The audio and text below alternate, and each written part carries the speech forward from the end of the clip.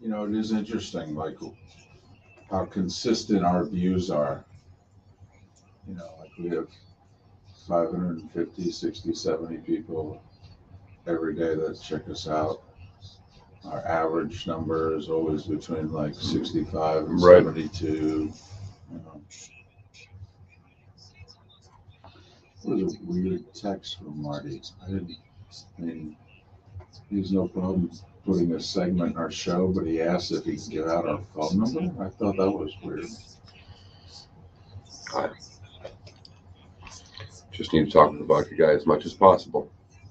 Hmm? I just need to talk with the vodka guy as much as Well, I know. possible. I laughed. Thought to myself, I go, God, you're making this easy. You know what I actually thought? I thought to myself, well, we're going to have to shorten the show to 9 because Mark's going to have to go to work. I just want to do a radio show for 8 more years. Just 8.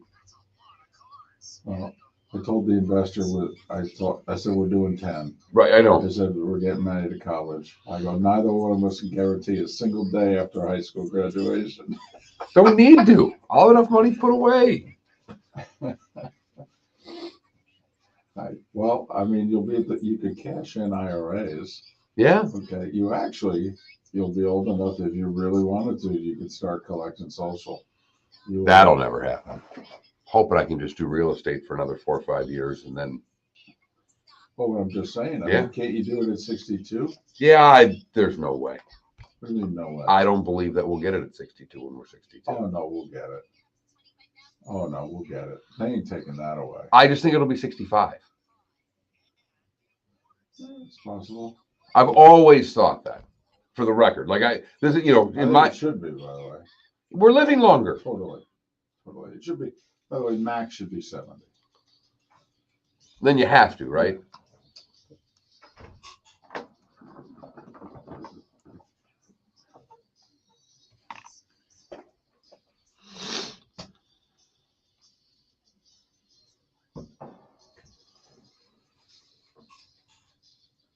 Top of the morning to you. I just have one question. How the heck are you, Miller and Moulton, on this Thursday? Big day. Big day. We've got the Clutch Vodka Fantasy Football Summit tonight. Is the suckers sold out, or is there still one seat left? It's a great question, and I apologize because I usually check right before the show. We were at 49 when I went to bed last night. Right. And I did not check this morning, and we are sold out. Hot damn. There we go. The event is sold out. Hot damn. Clutch Vodka. Clutch with a K. I just do that because it gets Mark off to a good start, gets him in a good mood.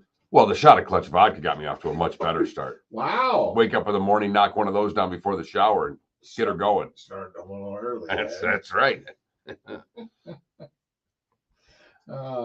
Miller and Moulton on this Thursday. First day of school for many. Yesterday, families, I don't think listeners, but families anyway. Hope it went okay. Hope it went well. How'd it go in your house, first day of third grade? Went terrifically. Was driving around yesterday and noticed a different school. And I know what time, school, the elementary schools get out around 2:10 and where we are. And I noticed the parking by one of the schools I passed, David, and they're down 41. Uh-oh. And it's 3:30, 3:45, and I'm going, this ain't going well. This ain't going well. There's a lot of people right now that have been in that line for an hour going, man, it's entered through this side and exit through this side. By the way, young Felipe, all right, how does it feel to be done with school?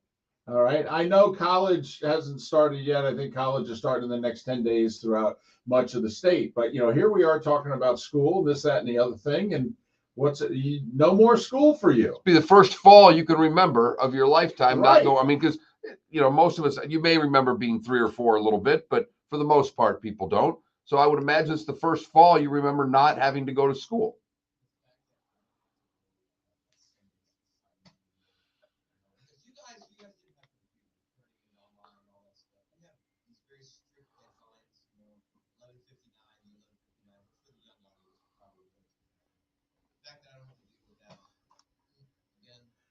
Why do you let him open a microphone this early?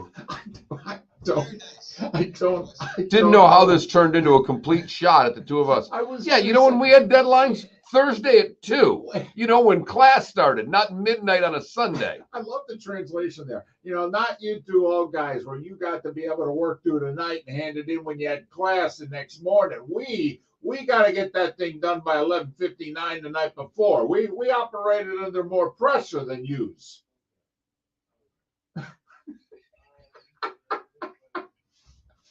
Oh, man.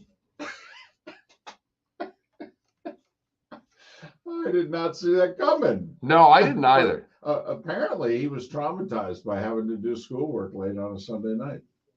So we can't talk to Felipe now because people in the building are in his studio talking to him right now, even though we're on the air doing the show. Yeah, that on-air light doesn't mean anything, guys. Do whatever you need. We're doing Don't worry about the on-air light. Make sure you talk to our producer while we're in the middle of a segment with him. That's okay. All right. The Thursday edition off to a good start here. Miller and Moulton on the Florida Sports Network. So it looked really bad yesterday, like midday. It looked like, how sometimes you get a feeling, you get a vibe on a season? Right. And, obviously Tampa Bay's lost their starting center, Ryan Jensen. And the thought is he's out for the year. The Bucs won't confirm it. So they haven't gone out and got a veteran replacement. They're going to give the kid, Robert Hainsey. We like him. We were developing him. We like him. Okay, whatever. So you're going to go cheap until you have to spend money. We get it. So, like right around lunch yesterday, reports are out, had to be removed on a cart. And I don't know about you, but sometimes as a fan, some things happen even before the season starts, and you're thinking to yourself, this is not going to be a good year. Right. Because they lost both guards off of last year's team. One retired, the other in a player movement, and now you're... Well, and look at the one spot in Brady's great storied career that there's a pressure point. If you can get to Brady... Right up the middle. Right, it really bothers him. It's the one thing that really, really bothers him. Yes. And so when the report, Bucs and Dolphins, the morning session, and at the very end of it, and he's got to be carted off. And I was thinking to myself, wow, this really feels like an omen. And I was feeling badly for Todd Bowles. I'm like, oh, my goodness. He survives the whole Jets experience where he had one decent year at quarterback with Ryan Fitzpatrick. Otherwise, they were trying to, make chicken salad out of chicken blank. And he's back. He's got a job. He's got a good team. Brady comes back, the whole deal, and his line is falling apart. So knock on wood, they say cramps. Usually guys don't get removed on a cart for cramps. It's possible, though. You cramp up. And we've seen it in tennis. They cramp up, guy can't move.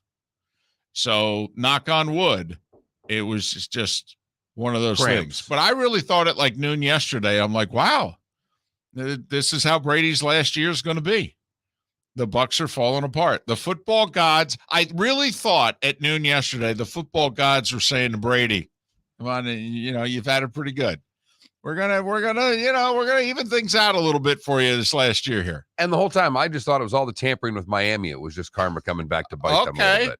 There you go. Bite him a little bit, I should say. There you go. Brady didn't talk yesterday. That was shocking.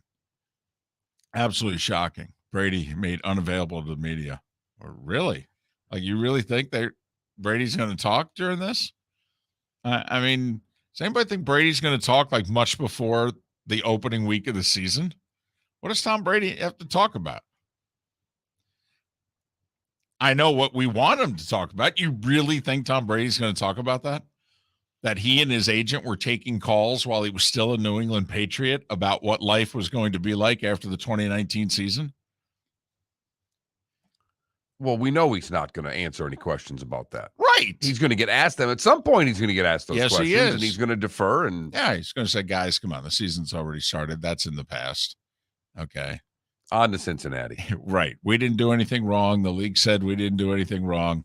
Remember, I've been punished by the league before. So, I'm very aware of what their discipline and disciplinary actions are. Right. The process and everything. I can tell Deshaun actually, okay, what his chances are pending appeal here. I got the wish them all the best in the preseason game. I understand what it's like to play a preseason game when you're not going to play a regular season game. Right. So I was feeling for the Bucs there midday yesterday. I'm like, wow, football gods are giving us an indication as to how things are going to go. But Mark, I got to admit, I'm a dangerous co-host for you to work with these days. Very dangerous because I got the fever. Normally I would say it's a preseason fever. I would it's a football fever, but somehow I don't think it's any kind of a fever that. It's the fever. It's the fever. All right. Because my baseball team's on fire. And the closer's got a great theme song that he goes into that people are celebrating, even people who don't like baseball. Right, people using it for weddings now. Apparently they like it so much. I mean, so I've just, I know we got this football season. We got countdowns. We got numbers, 16, 21, 28. We got a fantasy football summit tonight. I understand most everybody's got the fever. I feel like a Baltimore Orioles fan. All right. Who's going, hey, I don't want to hear about the Ravens. Not right now. Not yet. Not right now. There's even an Edwin Diaz TikTok challenge. See? I mean, that's crazy to me. He's the closer of the Mets, by the way. Closers. And he's got a great entrance song. And because of that, he has turned into a social media phenomenon. Right. And the irony is that the Mets acquired him like 3 years ago. They gave up their top prospect, and he was horrible. He got booed for an entire season. The Mets have been mocked for 3 years for that trade because they also acquired Robinson Cano and took on like $100 million on his contract and gave up like one of the 5 best prospects in all of baseball. And for the last 3 years, Diaz has been mocked. The Mets have been mocked, the whole deal. Now the prospect can't hit. Can't stay in the majors. All right. The prospect's terrible. And Diaz is the best closer in baseball. And now he's got a theme. So Pat McAfee is like, listen, we have to do the show live from a Mets game. Pat McAfee, is everybody cooler right now than Pat? He's the it guy, right? He's the hot. If Pat McAfee says it's cool, it's cool. So Mark, that's what you're dealing with right now. I'm like floating in the clouds. And you should be. It's fun when your team, even though your team was expected to be good, they're fulfilling expectations. But not this good. No. Quite frankly. So, one of the 4 best teams in baseball. Play 500 ball the rest of the way. They win like 98 games. I'm just, yeah. So that's what you're dealing with. I love it. I'll try to focus on football. You don't that's the illusion that we've talked about all along. There's no football to focus on. There's injuries to focus on. Right. That's it. Joint practices lead to more injuries. I'll try to get into it, man. I will. But come on, there's no football that matters right now. You and I both know that. No, we're all still waiting on the Deshaun Watson ruling, including those in Cleveland. I mean, booked Andy Baskin on the show today. First place Guardians. Hell with the Browns, baby. Well, I did see Andy out there. I'm like, I don't know what question I have to re-ask Andy about Deshaun Watson because nothing's really changed other than he's going to start a preseason game unless they can make a ruling to rule him out of football before then. First place Guardians, baby. Yeah, first place Guardians, said by nobody outside of the area of Cleveland. I understand. Mentor, Ohio doesn't even know that the Guardians are in first place right now, and that's a suburb, David. Wait, Guardians? Who are the Guardians? Thank you. That's what they're saying. But anyway, I'll do the best I can. But I got the fever. And I don't think it's going to be one of those 24-hour fevers that's going to break. I don't think you can put me in bed and a lot of fluids and chicken noodle soup and what have you. This is going to last a while. It happened. I was waiting for it to happen. It's been a really good year. And finally, David sees the finish line. This little run against the Braves and then continuing against the Reds. There you go. Has David feeling it. Yep. I'm falling hard. Miller and Moulton, Florida Sports Network. Golfers, are you bored of the same old driving range warm-up routine that's not getting you the results that you want on the course? Power up your golf swing by adding resistance bands to your range sessions with the Orange Whip Golf's Power Strap Kit. Featuring band attachments to your feet and hips, Power Strap resistance training will boost clubhead speed, increase power, improve flexibility, all with just a few swings. Buy a Power Strap Kit today.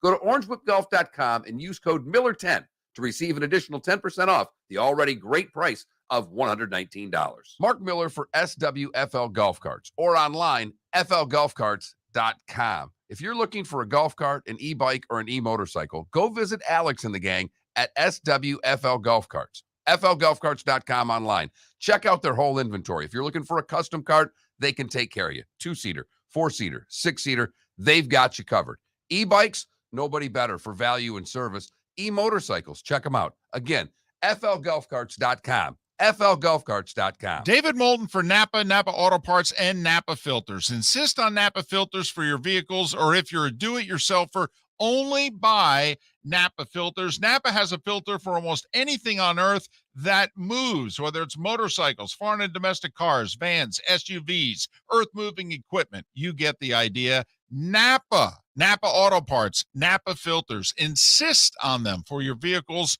or if you're do-it-yourselfer, only buy Napa Filters. Bring your big mouth to John Smith Subs and indulge in their overstuffed subs with the freshest quality ingredients. Enjoy our famous steak bomb with perfectly grilled, marinated sirloin steak topped with provolone cheese, grilled onions, peppers, mushrooms, crispy bacon, juicy tomatoes, and creamy mayo. Boom! Made-to-order crispy fries can be paired with the Gator, the Cuban, the chicken bomb, or the Italian.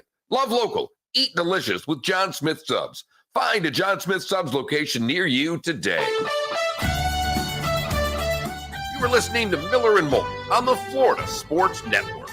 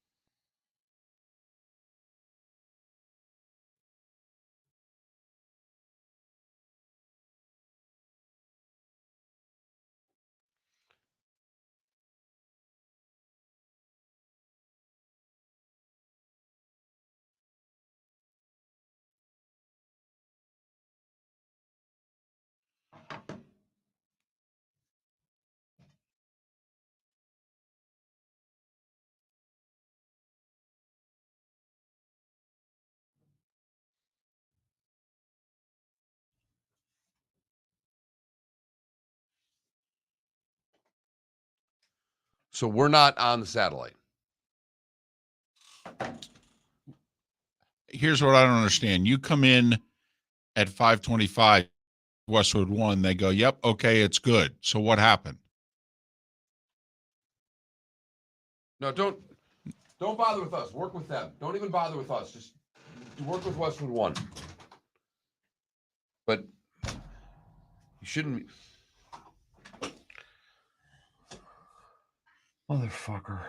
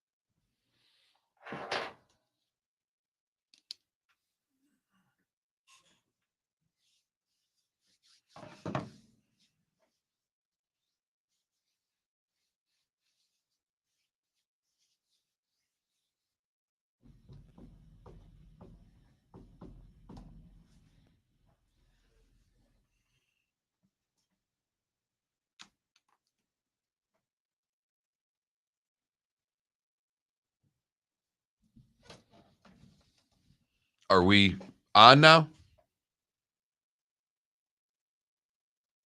Yes or no? Not yet. We're coming back now.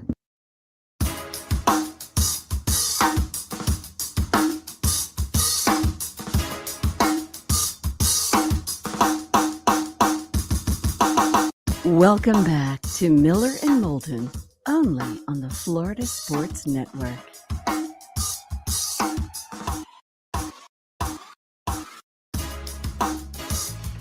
21 minutes after the hour. Top of the morning to you. Miller and Moulton, Florida Sports Network, floridasportsnetwork.com. Good show lined up for you today. We'll talk a little Cleveland. We'll talk a little Yankees. We'll talk a little Tampa Bay Bucs. That's just with our guests. Never mind what we talk about here on Miller and Moulton. Thanks so much for selling out our Clutch Vodka Fantasy Football Summit. That's Clutch with a K.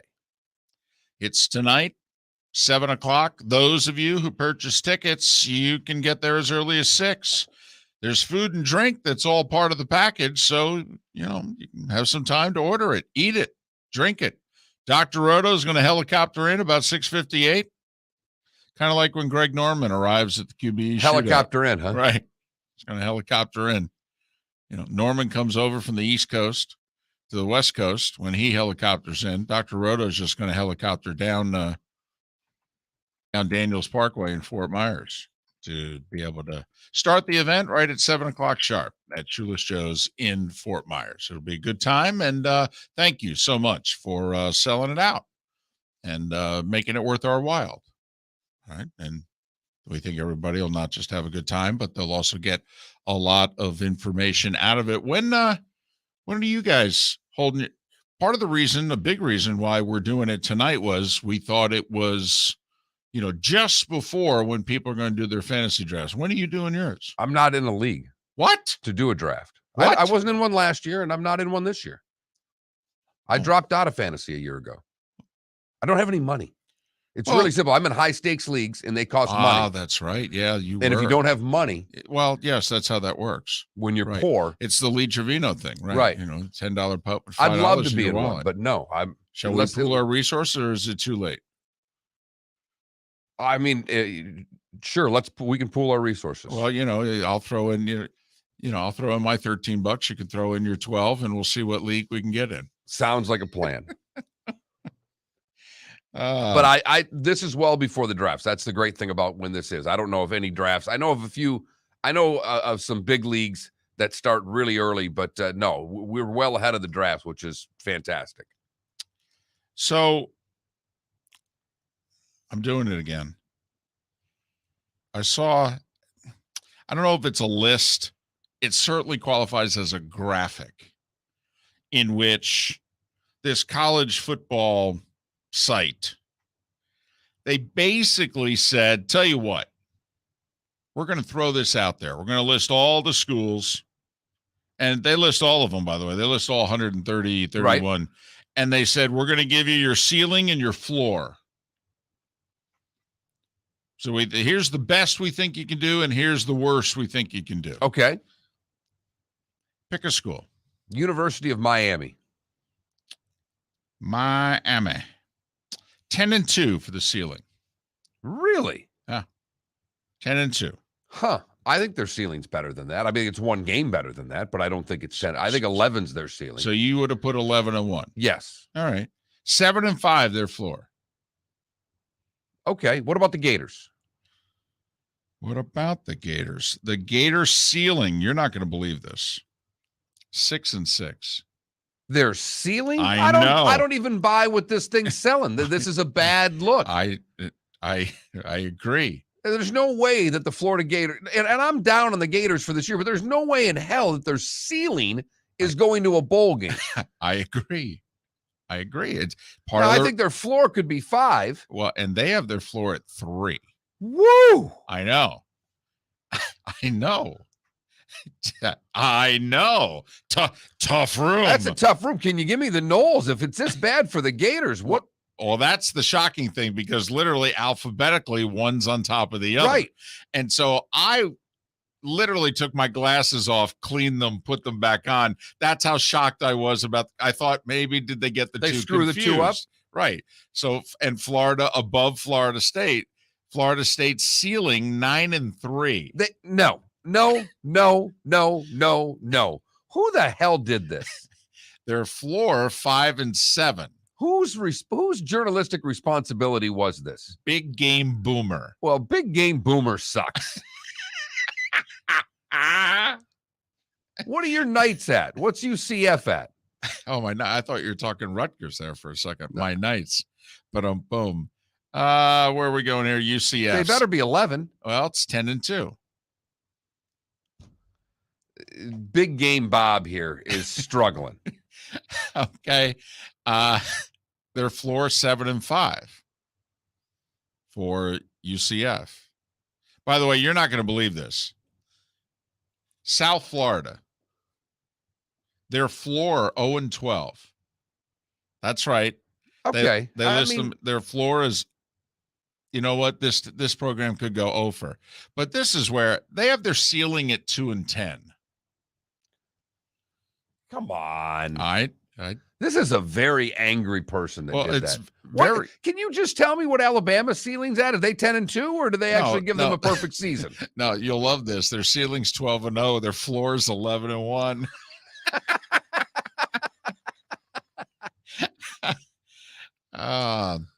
So most of the ceiling to floor, the biggest range that I've seen is pretty much a 4-game difference.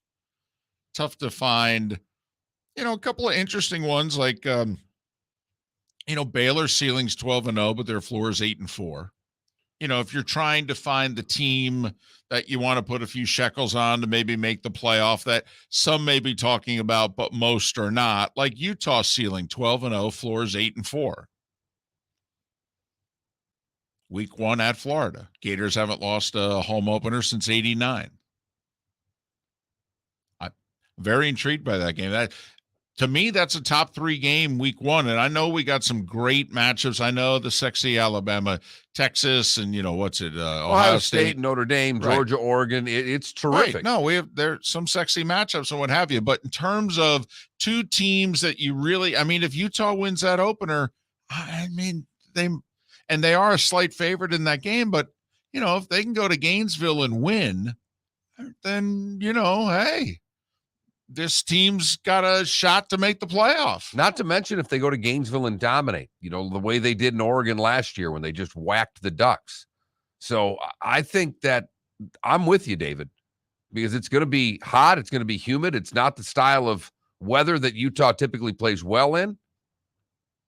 But if they happen to win by a couple of scores, it'll set a precedent for the whole year. And these are games, David, over the course of the last decade that whenever the SEC and the Pac-12 and the Pac-12's had these opportunities, they've fallen flat on their face. Yeah, they sure have. In fact, it's tough to remember a game in which they've won, to be brutally honest, in the last 5 years in weeks 1 or 2 when they're taking on a big boy.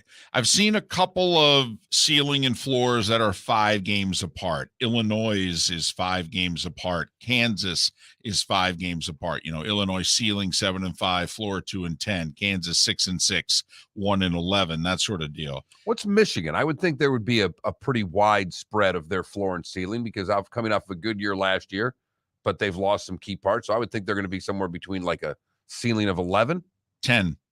Floor of 8. Yep. So pretty tight floor and ceiling there for Michigan, for what that's worth. Ohio State's ceiling and floor is exactly Alabama's. Ceiling 12-0, floor 11-1.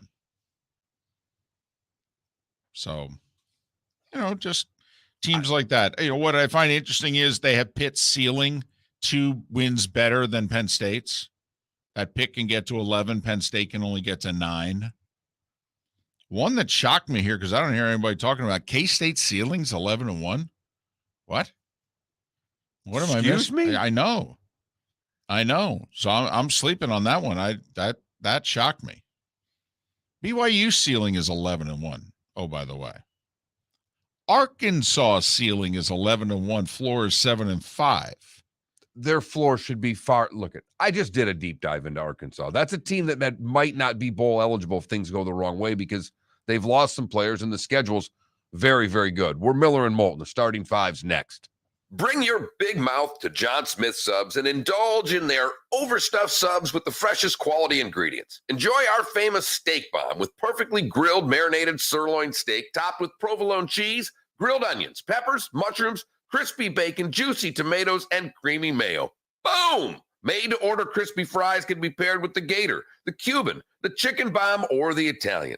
Love local. Eat delicious with John Smith Subs. Find a John Smith Subs location near you today. We did this before the pandemic, and now we're doing it again. The Miller and Moulton Fantasy Football Summit, presented by Clutch Vodka. We want you to win your fantasy football league, so we've recruited an expert just for you. Dr. Roto, who you hear regularly Thursdays on Miller and Moulton during the season, will give you his tips, advice, and insight just days before your fantasy draft.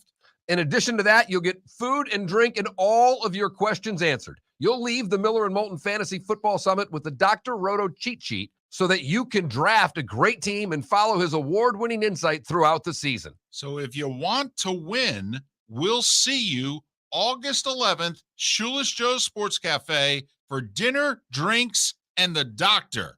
Dr. Roto, that is. Go to floridasportsnetwork.com to sign up today. The Clutch Vodka Miller and Moulton Fantasy Football Summit.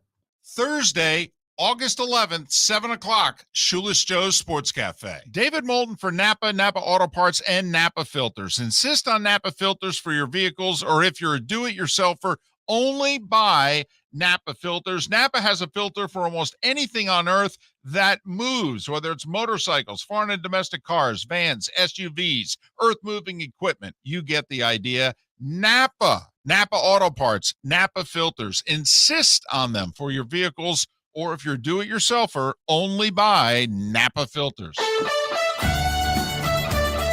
You were listening to Miller and Moulton on the Florida Sports Network.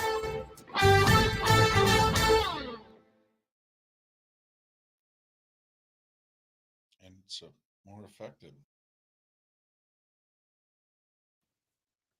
Well, I would think the chance of getting errors and stuff now is so much higher, too, just the less balls in play. Put some pressure on the defense for...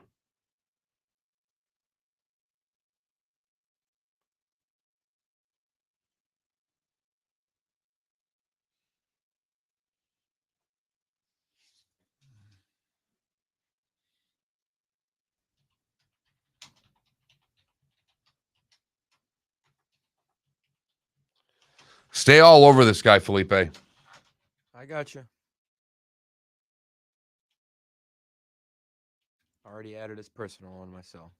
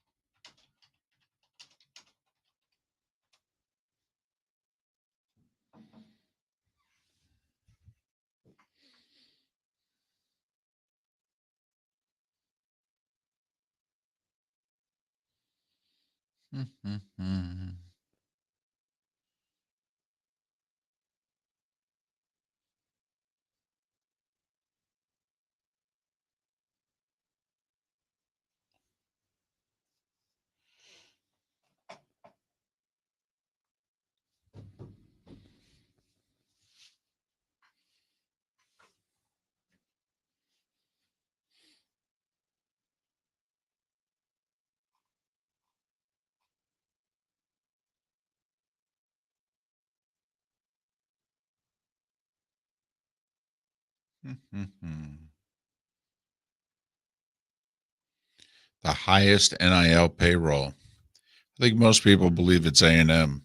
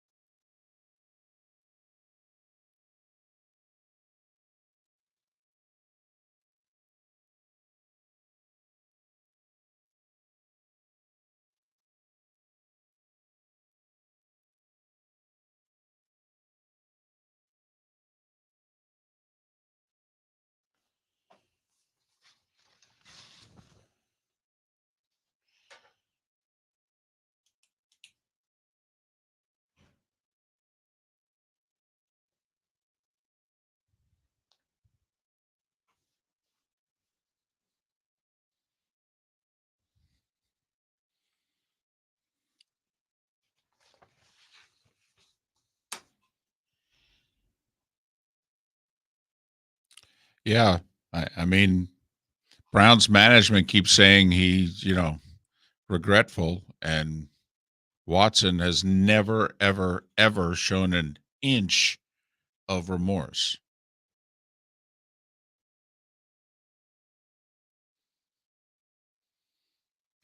Ten seconds.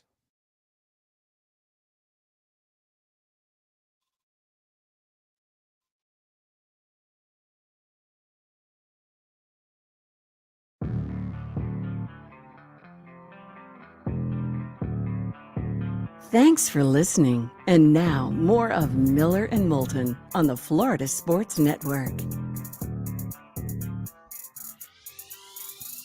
22 minutes. 22 minutes before the hour. Miller and Moulton, the Florida Sports Network, floridasportsnetwork.com. Thanks so much for being with us. Talk with our buddy Andy Baskin in Cleveland 1 hour from now. Roy Cummings will join us in the 8 o'clock hour. We'll talk a little Bucs. Reason for concerns at the line of scrimmage on both sides of the ball, maybe. Talk to Roy about that. Magic numbers, Mark, 16, 21, 28. 2 weeks Saturday, baby. Week 0. Northwestern Nebraska. Did you see our buddy San Diego in the Twitch chat room? He's in Dublin. And he said, hey, saw a couple billboards for the game. There you go. Got to admit, it's more than I saw 10 years ago when I was there for Notre Dame Navy. Page 11 of the sports section. Had a big rugby match. Took about 3 pages of the sports section, about pages 2 through 4. Notre Dame Navy. It's Saturday. There'll be a little traffic. Try to stay away from it. Bunch of Americans here to watch this game. Right. Whatever. We'll take They're their money. annoying. We'll take their money. We'll be playing some real football down the street. That's what we're interested in. So 16, 21, 28, 3 weeks tonight. Pitt, West Virginia, and the start of the 5-day extravaganza. That is week 1 of the college football season. And 4 weeks tonight, Bills and Rams. Come on, we're doing this. 20 minutes before the hour, time for The Starting Five. 5 stories you need to know. It's the Starting Five on Miller and Moulton. Here's number 1. the Rays are scuffling. They're 500 since July 3rd. They are now tied for the final playoff spot in the American League. They lost in 10 innings in Milwaukee yesterday, 4-3, tough one. They had a 3-2 lead in the ninth. Rowdy Tellez led off the bottom of the ninth for the Brewers with a home run. Then he made a great defensive play top of the 10th. Fielded a ground ball, first base side, and threw out the designated runner going to third. So that's why the Rays didn't score in the top of the 10th. And the Brewers scored in the bottom of the 10th, and there you go. So Milwaukee 4-3 over the Rays in 10. Yankees lost the series in Seattle. Man, they're scuffling. They are scuffling. I mean, if the Rays are scuffling, what are the Yankees? 4-3 Mariners, who scored 3 in the 7th to win it. Judge did hit his 45th. 45th for the Yankees. He's on the same pace as Maris. So there. Braves double up the Red Sox 8-4. They called up their best prospect before the game mark, Vaughn Grissom, and he homered deep over the monster. Flipped the bat like a 10-year veteran. Braves 8-4 over the Red Sox. Jays and Orioles were postponed due to rain, but the O's pick up the half a game on Tampa to be tied for the final playoff spot. Dodgers, by the way, have won 10 in a row. They beat Minnesota 8-5. My hunch was wrong. Yeah, well, I think Joey Gallo, believe it or not, had a good game. Yes, he did. So how about that? You know, that's how bad things are going for the Yankees. Joey Gallo couldn't hit for an entire year as a Yankee. He's been a Dodger for a week, and he's hitting 10 in a row for the Dodgers. And the Twins, Mark, for the first time since April, not in first place. Guardians beat the Tigers 3-2. Cleveland with a 1-game lead in the Central. Detroit made big news before the game. They fired general manager Al Avila, who had the job for 7 years, had been in the organization for 23. Did you see any of the owners' presser? I did not. Wow. He accepted no blame for how the organization and the franchise is. None. Was asked about the off-season moves that they made. They spent money on Baez, but also was asked about, hey, just a few years ago, you had Justin Verlander and J.D. Martinez. This just in 5 years later, they're still pretty good players. How come you guys didn't keep them? And Mr. Ilitch said, well, I didn't make those moves. Al Avila did. It was remarkable. People in Detroit are like, we've never seen a press conference like this. Pass the buck, deny, okay, and then say we're moving forward. So you're not responsible at all for anything. Every decision that was made, you had no involvement in it. Well, proving that Mr. Ilitch is dead. This is one of his kids running the team. Got that right. And that showed yesterday. Yep. It's a difference between George and Hal. Right. Yes. Uh-huh. So Guardians in first. White Sox lose to the Royals 8-3. They're 2.5 back of Cleveland in the Central. Texas beat Houston 8-4 in 10. Astros still tied with the Yankees for the best overall record in the American League. Mets have won 6 in a row. They swept the Reds 10-2. Phillies have won 7 in a row. They were down 3-1 in the 8th to the best pitcher in the National League, and they strung together 6 hits off Sandy Alcantara and scored 3 runs to beat him and the Marlins 4-3. Phillies only play 7 games in a 39-game stretch against a winning team. They're in the beginning of that stretch now. They just swept 4 from the Nats, now 2 more against the Marlins. The only 7 games over the next 5 weeks that they play a winning team against are the Mets. So, I mean, Phillies could end up the best wild card team. I mean, they're only 3 behind the Braves. St. Louis 9-5 over Colorado. Pujols and Arenado homered. Albert had 4 hits. So who knows? Pujols may end his career in the playoffs. That'd be cool. It would be fantastic. Cubs 4-2 over the Nats. Padres 13-7 over the Giants. So much for that 26-inning scoreless. Well, about time. Yeah. That payroll, that lineup, you shouldn't have 26 scoreless innings. Ever. Shouldn't have 6 scoreless innings, David. So they've scored 20 runs in their last 2 games. Angels 5-4 over the A's in 12 innings in front of 82-68 in Oakland. And the Pirates beat Arizona 6-4. Toronto has a half-game lead on Seattle in the battle for 4-5 and who would host that wild card series. The Rays and Orioles tied for the 6th seed, a game and a half behind Seattle. Twins are right now out of the playoffs. Game behind the Guardians, game behind the Rays and O's. White Sox, 2.5 behind the Guardians, 2.5 behind the Rays and O's. And this might be the last time we mention the Red Sox for a while, maybe for the rest of the year, Mark. They're 4 games below 500. They're 5 games out of a playoff spot. They'd have to leapfrog 4 teams just to be the 6th seed. Yeah, our love of the White Sox needs to start going away as well. They can't even win a series against Kansas City, for the love of Pete. I know. They're just close enough, though, to annoy the heck out of you. Exactly. Plus, they're still, what, game above 500? 500, No, I got like you, that? but you can't go lose 2 or I'm 3 with from you. the Kansas City Royals. I know. Here, put it this way. I'll give them a couple more weeks because the Braves, I think, at this point last year were just starting to get it going. Fair enough.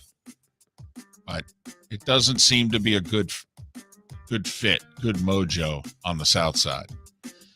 Braves, by the way, a 3-game lead over the Phillies in the 4-5 battle as to who would host that wild card matchup. San Diego's the 6th seed, a game ahead of the Brewers. So while you've got 10 teams, if you count the Red Sox, 9 if you stop it at the White Sox competing for 6 spots, I think there's only 7 teams in the National League that are above 500. Yeah, the Giants are the next team on the list. They're 3 games below 500, 7.5 back of the Padres for the last wild card. So you got 9 teams in the American League above 500 for 6 spots. You got 7 teams in the National above 500 for 6 spots. A scare at Bucs training camp and the joint workouts with the Dolphins. Tampa Bay center Robert Hainsey was carted off late in the first session. They say he just had bad cramps in his legs. We'll see if he can give it a go today. Word was that,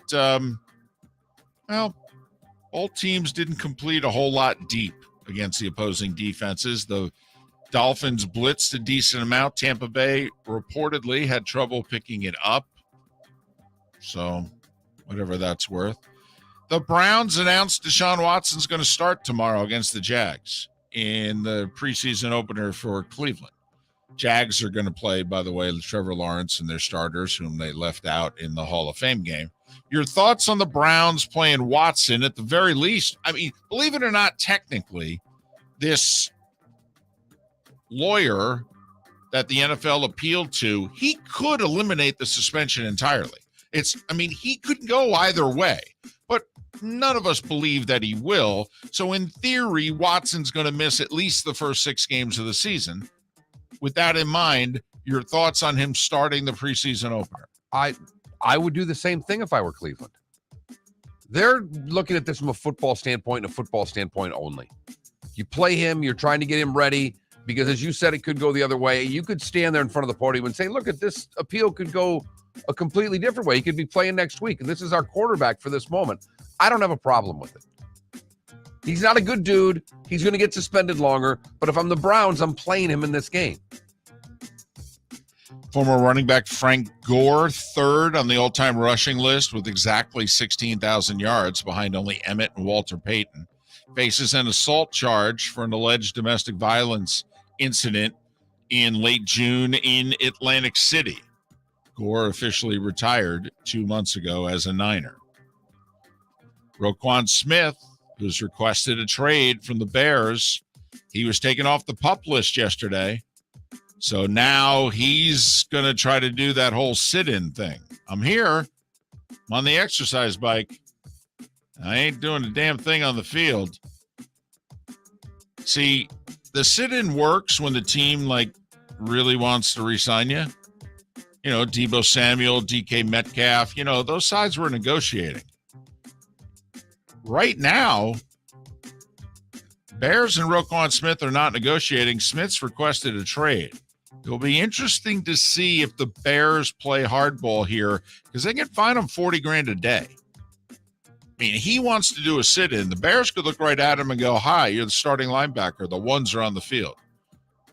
If you refuse to walk out on the field right now, it's $40,000. By the way, we're going to do it tomorrow, too. So it'll be interesting to see how the Bears handle this. They say they still want to keep him. Right, and he has said that they are treating him like a piece of garbage and right. So it's just taking advantage of him. And so worth paying. Now when you're sitting in and they're going to start finding you, it will be fascinating how this plays out. Right. I mean, if they let him do the sit-in, I think that's the Bears' way of, come on, Roquan, we can work this out. Sorry you feel this way. We really do want to keep you. What do we have to do to make you happy? 40 grand, we're headed to divorce. In golf, fourth time this year, Hideki Matsuyama withdraws from a tournament. Cites a neck injury as to why he can't play in the first round of the FedEx Cup playoffs here. So he's going to sit out Memphis. He's 11th in the point standings. I mean, let's face it, he wins the Tour Championship, he'll finish first, and it won't matter. He is rumored to be one of the guys that may go LIV. Say, did he get a live golf shot in his neck? Is that what happened there? That's I like that. That's good. Listen, a lot of guys have been rumored, but we'll see. College football, former Washington State head coach Nick Rolovich has filed a wrongful termination suit against the Cougars. If you may remember, late last year, he cited religious reasons, he's a Catholic, as to why he couldn't get the shot.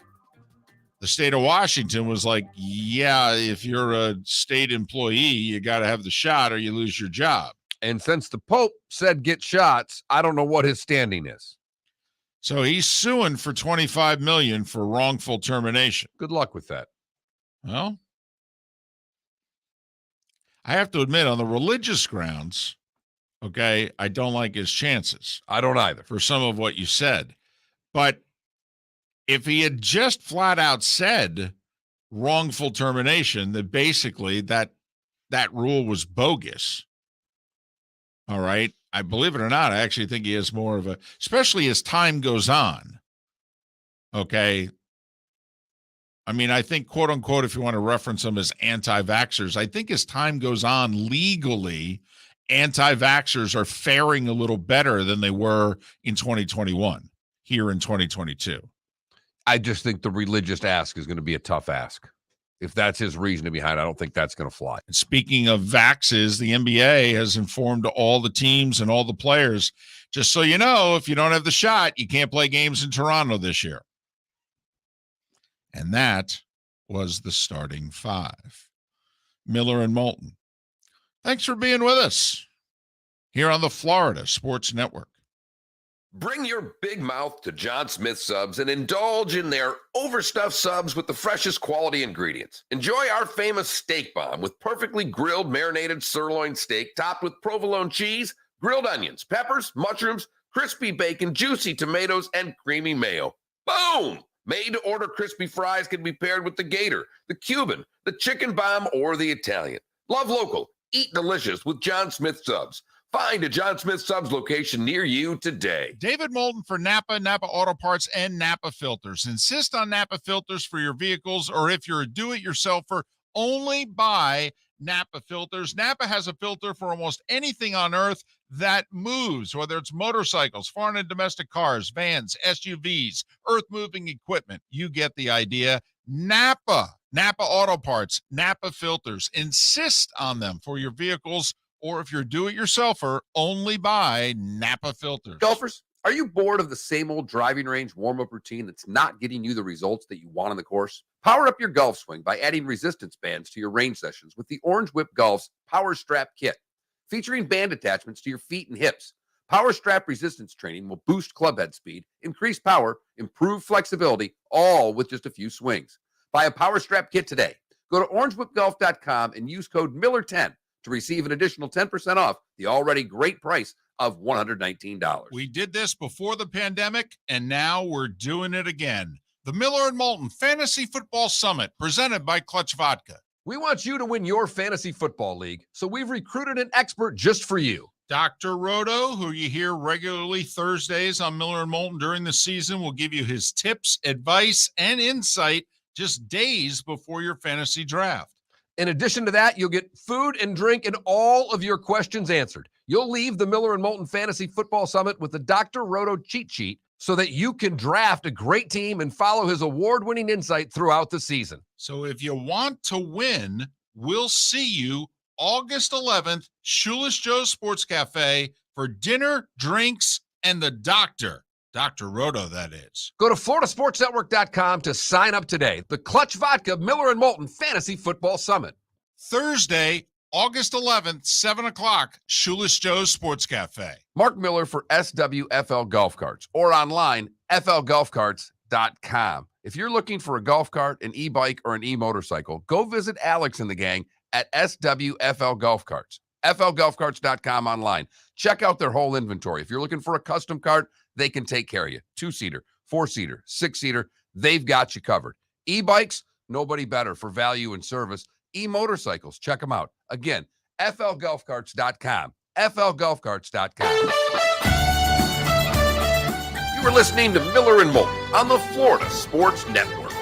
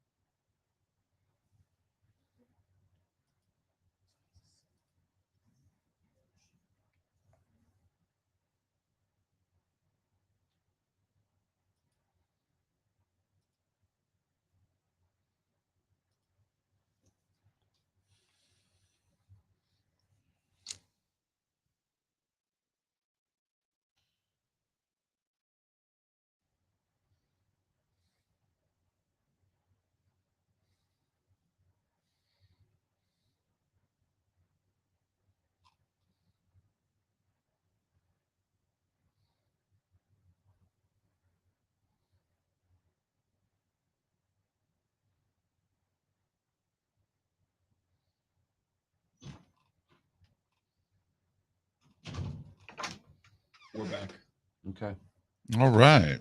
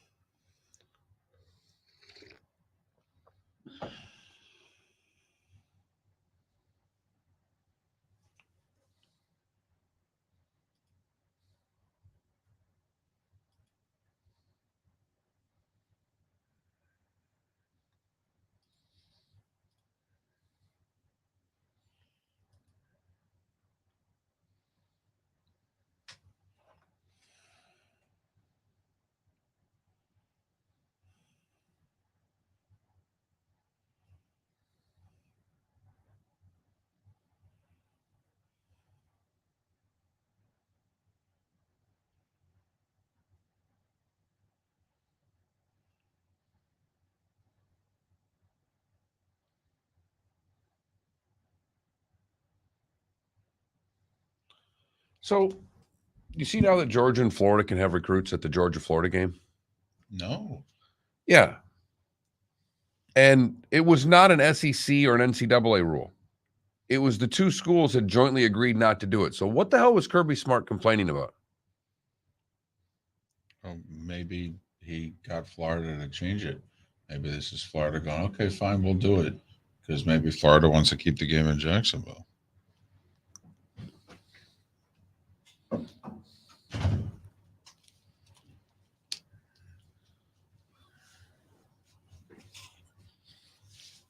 Damn, and I could have like made it work.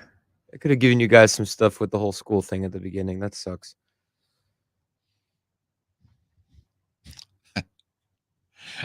Kind of wondered what Raj was doing in, Yeah. especially Raj. I mean, Raj.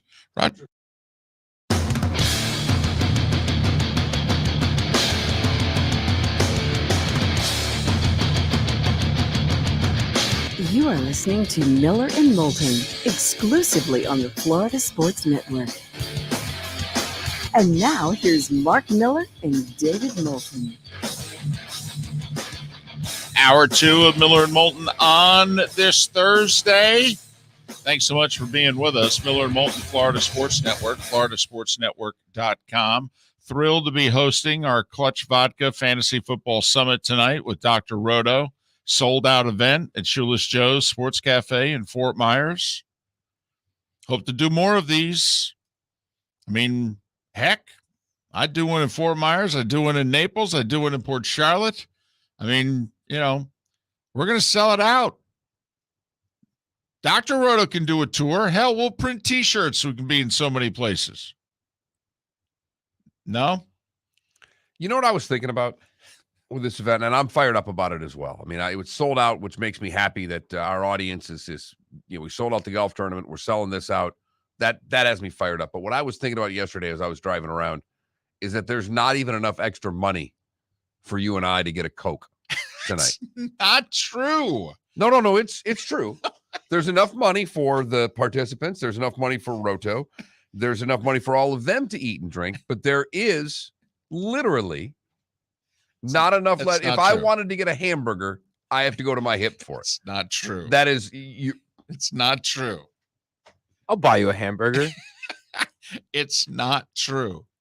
All right. The main reason that I'm attending tonight is for the final bill.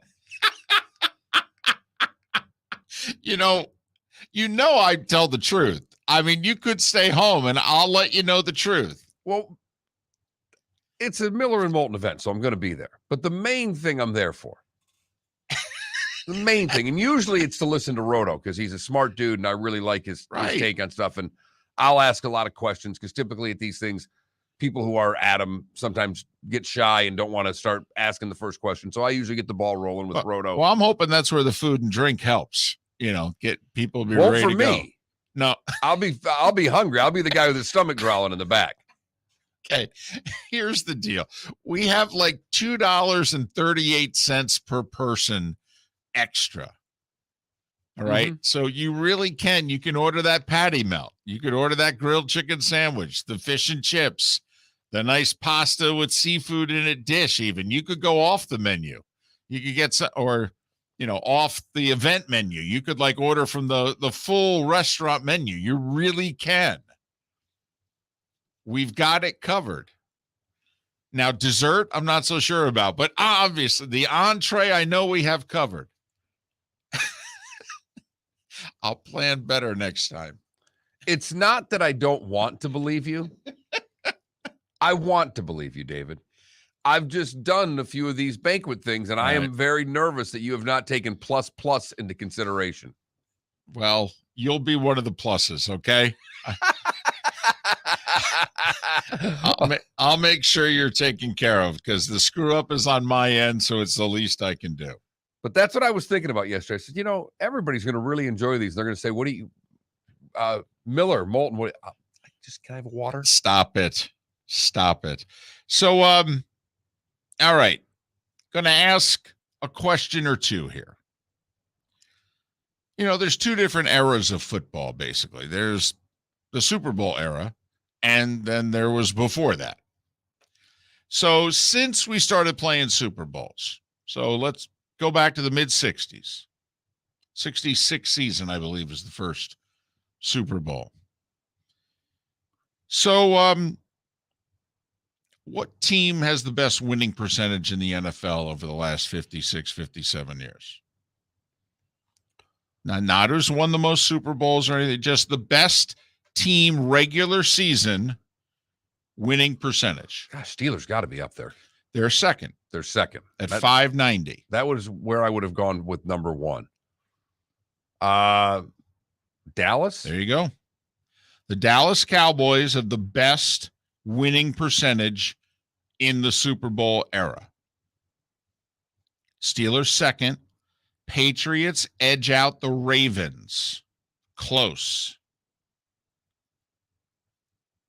Most people, I don't think, would guess number 5. And I think I could give people 5 guesses even.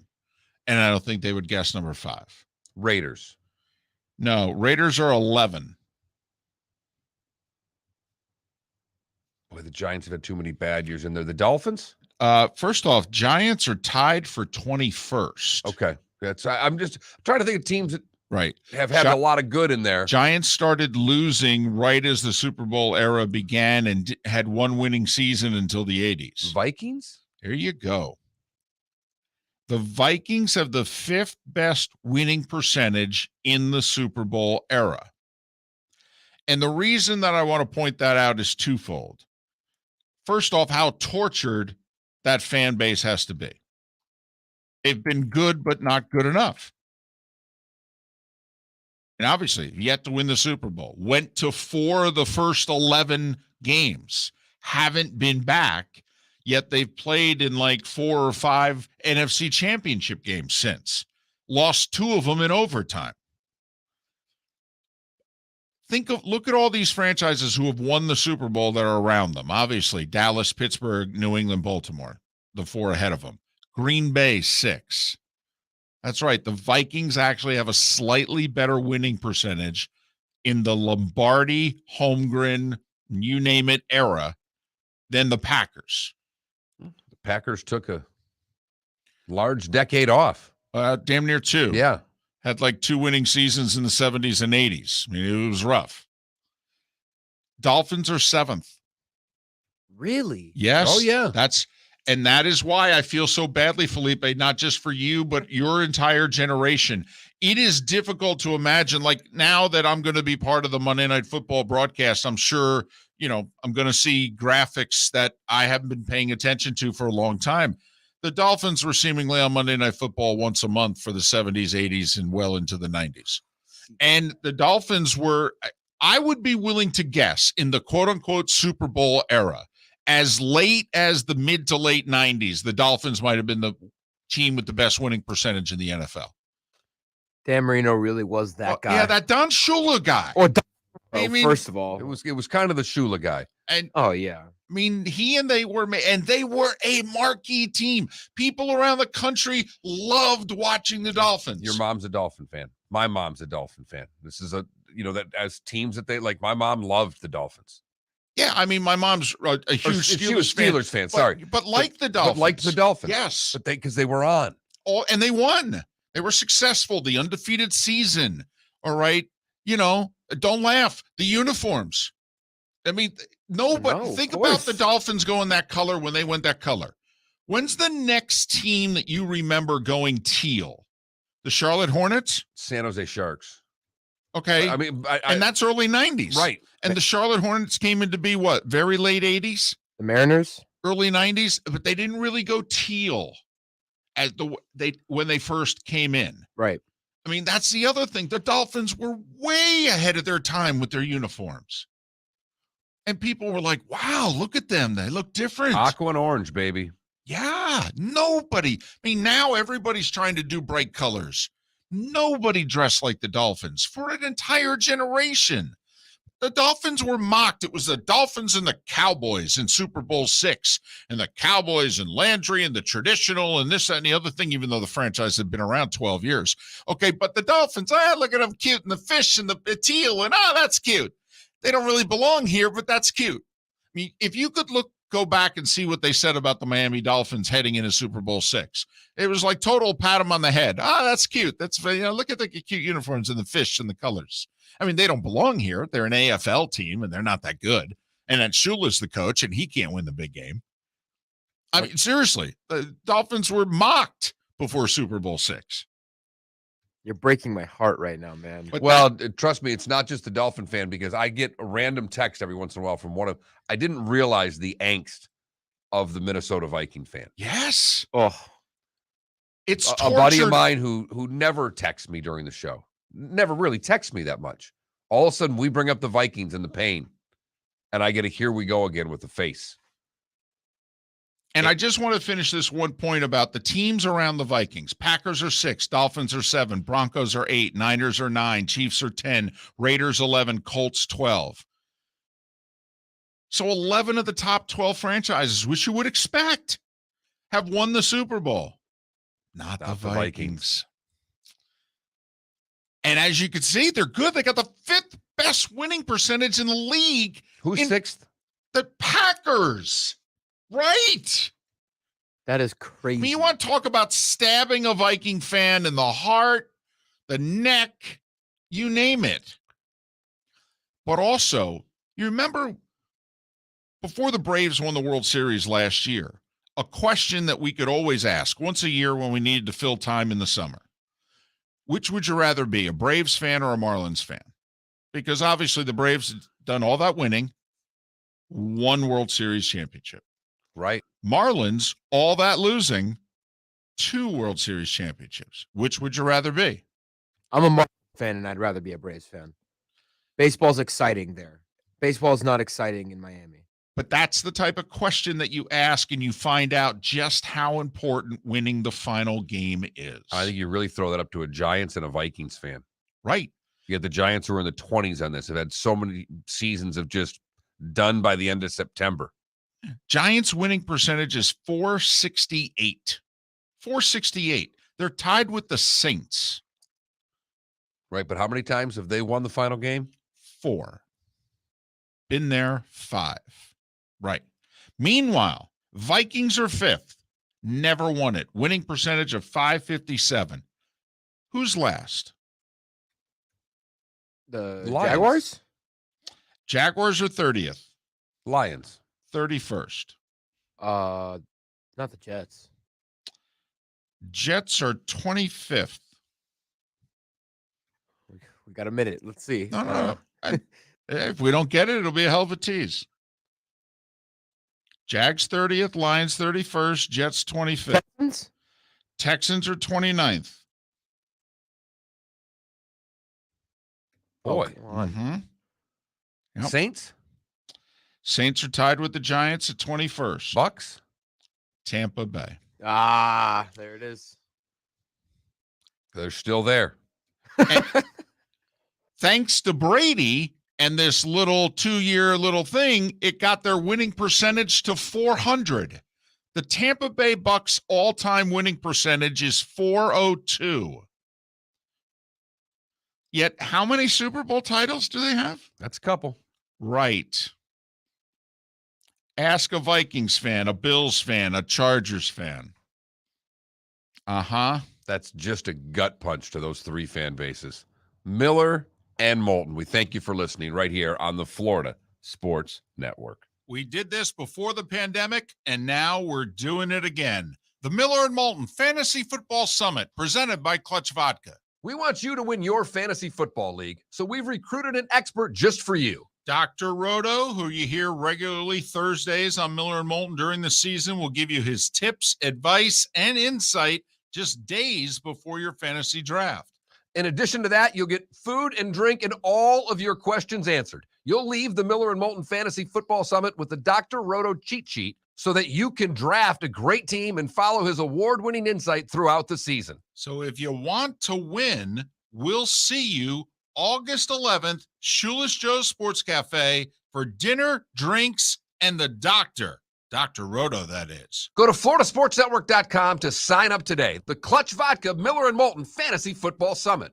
Thursday, August 11th, 7 o'clock, Shoeless Joe's Sports Cafe. Golfers, are you bored of the same old driving range warm-up routine that's not getting you the results that you want on the course? Power up your golf swing by adding resistance bands to your range sessions with the Orange Whip Golf's Power Strap Kit. Featuring band attachments to your feet and hips, Power Strap resistance training will boost club head speed, increase power, improve flexibility, all with just a few swings. Buy a Power Strap kit today. Go to orangewhipgolf.com and use code Miller10 to receive an additional 10% off the already great price of $119. Mark Miller for SWFL Golf Carts or online, flgolfcarts.com. If you're looking for a golf cart, an e-bike, or an e-motorcycle, go visit Alex and the gang at SWFL Golf Carts. flgolfcarts.com online. Check out their whole inventory. If you're looking for a custom cart, they can take care of you. 2-seater, 4-seater, 6-seater, they've got you covered. E-bikes, nobody better for value and service. E-motorcycles, check them out. Again, flgolfcarts.com. flgolfcarts.com. You are listening to Miller and Moulton on the Florida Sports Network. answer that, but I don't ever remember them. Well, first of all, think about all those years they had to go through the Smythe division. yeah. They played Edmonton or Calgary in round one. If they got there.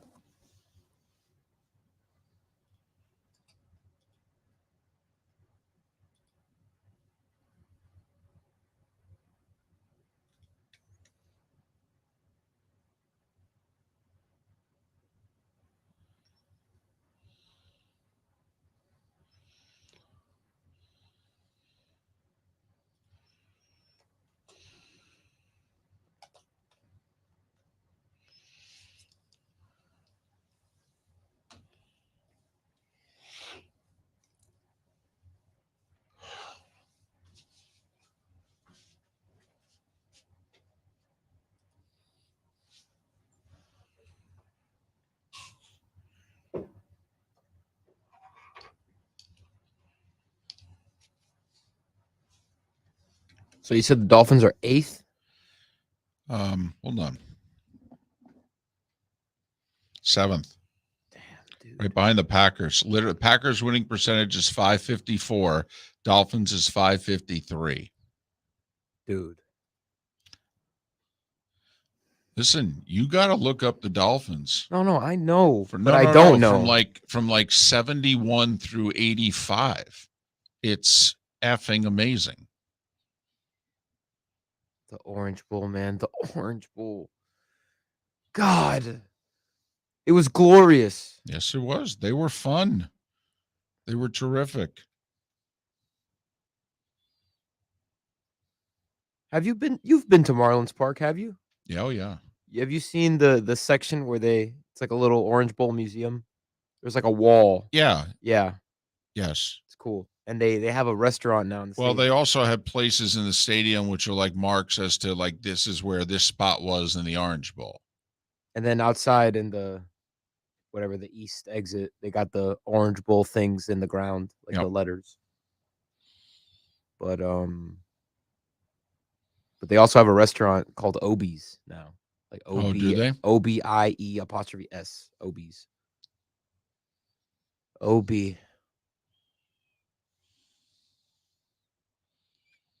I went for the last hurricane season.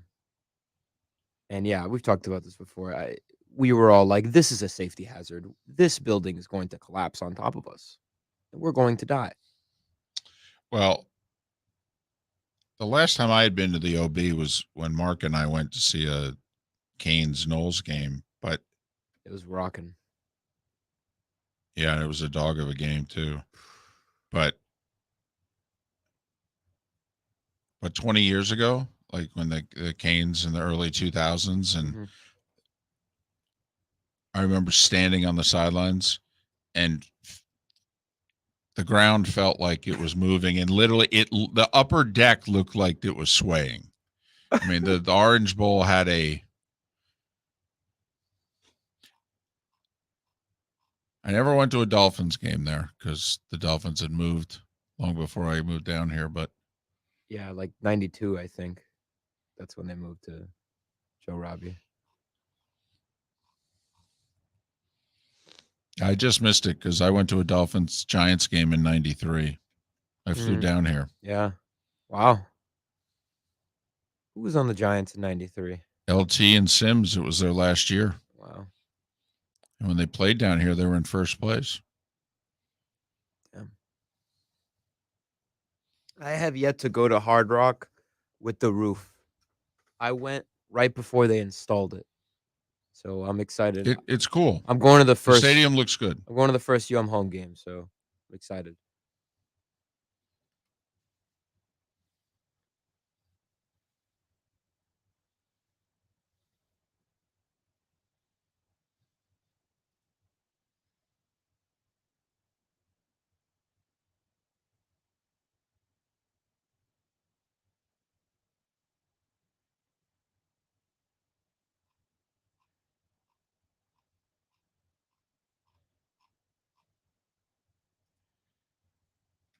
Ten seconds. I might have to go to the bathroom here. Just letting you guys know. Okay.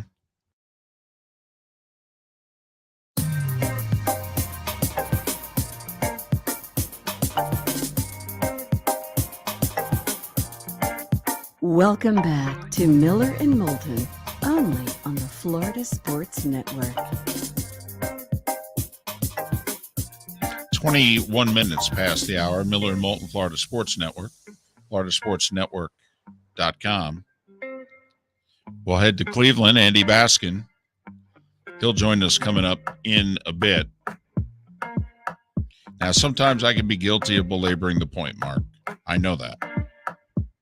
And I'm not doing this to bring any more torture to your buddy, the Vikings fan. And we've got a couple in our Twitch chat room, and I've got many from my time in Fargo. But you have to, the Vikings with the 5th best winning percentage in the NFL in the Super Bowl era.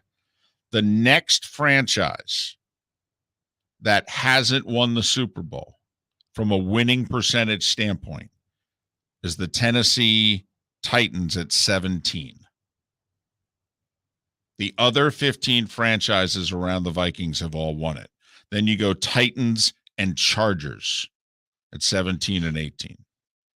But that's in the bottom half too. So yeah, the only team that's right in the member middle. yeah, but I mean, so in the first half, the first 16. The first 16 teams, there's only one team that didn't win a Super Bowl. Right. It is the Minnesota Vikings. Right. And they haven't been to the game now in 45 years. Because their last time in the game was Super Bowl 11. Right. And to continue playing at a high level. Right. Being a winning franchise. Yes. Uh-huh. All right. Remember, who was 32nd again? The Tampa Bay Buccaneers. Right. The worst franchise in the NFL from a winning percentage standpoint in the Super Bowl era, the Tampa Bay Bucs. The last 2 years, back-to-back double-digit win seasons, has brought the Bucs winning percentage above 400 at 402. Which once again, and it wasn't that long ago, it was 28 months ago, Tom Brady chose, of all the places that he could go after that ridiculous 19-year run in New England, he chose literally the worst franchise in the league for 45 years, even though they had won a Super Bowl. What is the comparison? If Brady is the GOAT, so to speak. Well, I mean, it's, Michael came back and went to Washington. The Wizards had won a title. But if we were to stack up winning percentages, well, they won it as the Bullets, but right. You know what I mean. Right. If you were to take the Bullet/Wizards winning percentage, I think it would be a bottom third NBA franchise. I agree with that. Because their heyday was 20 years before Michael chose them. Their heyday was the mid to late 70s. And it was a short window. Yeah, lost 2 finals, I think 75 to the Warriors, 79 to the Sonics, beat the Sonics in 78. I mean, but yeah, and that was just, right around ABA merger time. So at the beginning of what is considered the modern era of the NBA after the merger. So, Jordan really to the Wizards is similar, but he didn't win them a title. I didn't even make the playoffs. Right. Right. Yeah, and I think there were worse franchises. The first franchise I thought of was Brady going to the Bucs. If you think about it, to me, is like Jordan to the Sacramento LeBron Kings. Now going to Sacramento. I mean, his contract's going to be up in a year, and where's he going to? LeBron would be a similar case study because age is perfect. Actually, it's a perfect. So imagine for Bronny gets drafted by the Kings, right? And LeBron goes, "Well, I guess I got to go here." Which could also be kind of, Brady. Apparently, at the end of the day, there was 1, maybe 2 teams that were interested in him. But that was just going to say that, David, because it's one that he chose the Bucs, but it's 2 there weren't 40 choices out there for him. Right. And meanwhile, you think about it, you say it out loud. It's like, wait a minute, why was there only 2 or 3 teams that were seriously kicking the tires? I mean, the Niners were like, no, we're good. We got Jimmy G. Right. Now say that out loud. How ridiculous does that sound? Even though He had just taken them to a Super Bowl. Didn't win it, but took them to the Super Bowl. That was the 2019 season. That was Brady's last year with New England. You know, the Dolphins, for that matter, they're like, no, we just drafted Tua. You know, we've got a high draft pick. We'll draft a quarterback. We're good. Obviously, they were interested. We found out they were calling they were them very in August. interested. So let's not Right. go that far in the draft. They were trying to get him. They Right. just lost. Yeah, that It looks turns out they lost. that looks to be the one place that Brady said no to. The Chargers said no. We'll draft either Herbert or Tua. I mean, we're good. Thanks, though. Appreciate the interest. And there weren't many other teams. We have this right now in hockey. Connor McDavid plays for Edmonton. But they did have a heyday. I know. I was just having a little fun. But also, by the way, speaking of Edmonton, and it was the anniversary of the trade was this Yesterday. week. Was it yesterday? Yeah. I mean, when Gretzky went to the LA Kings, forget the trauma for Canada as a nation and what have you. The Kings sucked. Kings never did anything. They were first round and out in the playoffs. And hell, for most of their existence, just about every team in the league made the playoffs. I mean, at one point in the NHL, the league had 21 teams and 16 of them made the playoffs. I mean, so making the playoffs in the NHL was not an accomplishment. No, I mean, they had Marcel Dion and Rogie Vachon. That was about the history of their entire franchise. Right. They never did anything. No. Really wish they'd go back to those unis, though. The purple and Yeah. the crown, Yeah. which their uniforms look like a purple crown royal, don't they? Well, it matched with the Lakers. Right. Yeah, they chose the same colors and took the crown. Yeah, it was. Right. I'm with you. That's a great throwback. I'm just saying. I'm with you. I like this theme though. Great teams joining bad teams. Right. And the situation Mark brought up, this could happen. I mean, LeBron's not making it a secret. He's going to go play for the franchise that gets the rights to his kid. Well, think about it. I mean, bad franchises are going to be drafting first. Now, no one thinks that his son is lottery worthy. But if you get his dad with the pick, wouldn't you take him? No, seriously. Yeah. Because, by the way, LeBron's only talking about playing a year. You really think he's going to leave his 19-year-old kid after a year? I don't. By the way, you mentioned the Kings. Come on. That's a huge marketing opportunity right there. Well, King James. That's the King- other side of it. You're going to sell out every game when you get him. Oh, yeah. King James on the Kings. But now, Jordan going to the Wizards, Gretzky going to the Kings, even though he took them to a finals. Brady won a Super Bowl with the worst franchise in the league. And they are. None of us think of them as the worst franchise in the league. They're David, the worst franchise in the last 45 years. David, they weren't just the worst franchise in the NFL. They were the worst franchise in professional sports. In North American sports, their winning percentage in their existence was the worst of the active franchises. That's who Tom Brady chose to go play for. And so now we could next year, year after. I mean, it really could happen. I mean, I don't know. Maybe is there someone better than the Sacramento Kings for this choice? No, there really is not. You can stay in California too. I mean, I got to admit, I'd be all in. And it also should put, and we don't think of it in the grand scope of what it is that Brady and the Bucs accomplished 2 years ago, but because we look and we go, well, damn, they had talent. Yeah, but they weren't winning at all. They weren't even making the playoffs. It's not like he went to a team that was a playoff team and trying to take him to the next level. They were. I mean, Jameis had a 9-win season. In 2010, they had a 10-win season. They missed the playoffs both times. Just putting it all in perspective.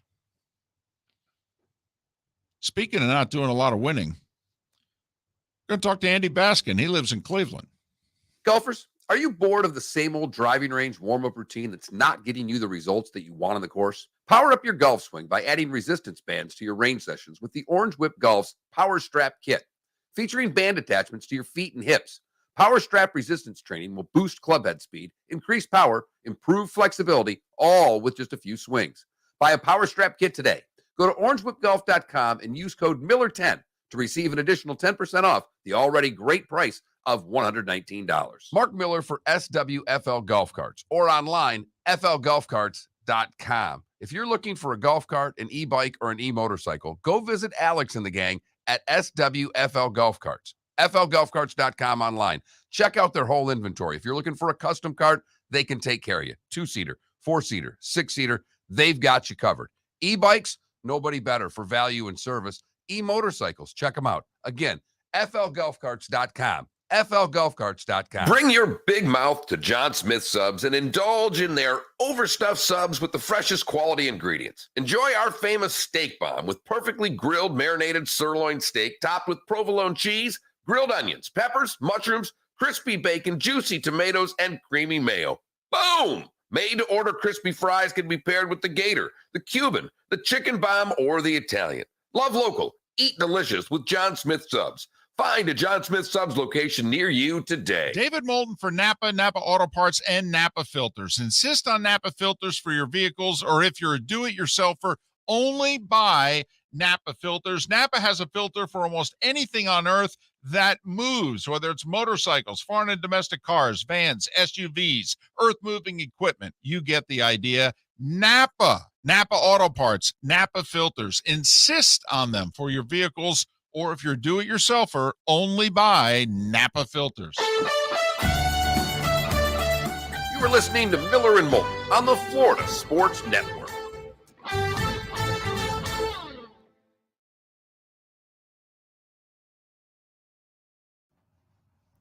Yeah, Paul, for whatever reason, I don't know. Chat room was spinning. We had trouble getting in it. We had to go out, go back in. Adam, the Pelicans is a great comp. I'm glad that wasn't just on my end with the chat. But yeah, Pelicans. That's a great comparison. This is a franchise has.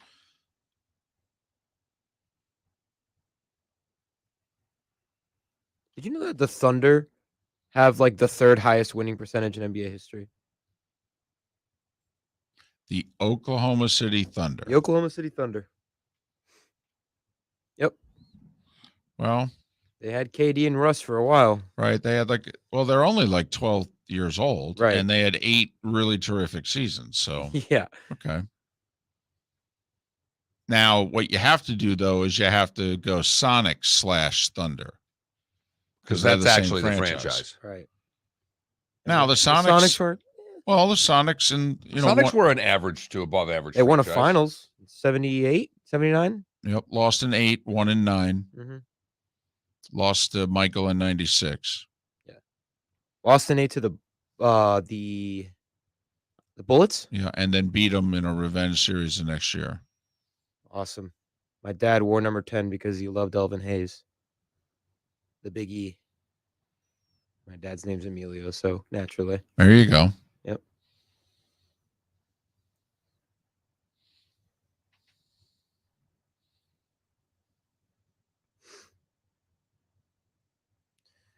God, you got me thinking. I'm trying to think of NBA players joining bad teams to just try to do something.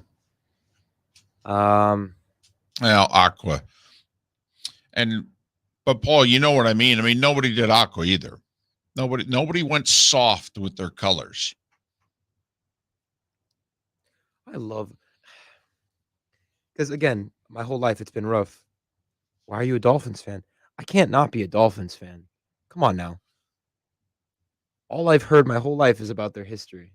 And I know that if this year goes well, Miami's going to be in a very good place. Yeah, Adam, you're not wrong mentioning the Knicks, quite frankly.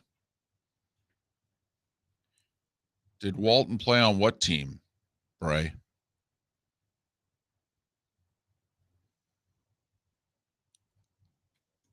I know it was a new franchise at the time, but Hakeem joining the Raptors? Yeah, his final year, right? He was on the Blazers team that won it in 77. He didn't leave the Blazers till early 80s or mid 80s. He went to Boston. No, he went to the Clippers first. He Oh. got big money and he broke his foot, and that's where the injuries happened. Mhm. The San Diego Clippers. Yes. Yep. Yeah. No, Paul, you're right. Technically, you know, although to me their throwbacks look more teal than aqua, but aqua's good. I feel like the Clippers should have just stayed in San Diego. They weren't drawn. They were an awful franchise. Damn. Terrible building. Yeah. Really? Mm. San Diego Sports Arena was a dump. It's where Magic played his first game. Dump.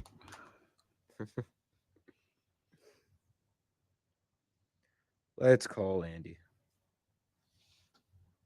Oh, Patrick Ewing on the Sonics. More of a dump.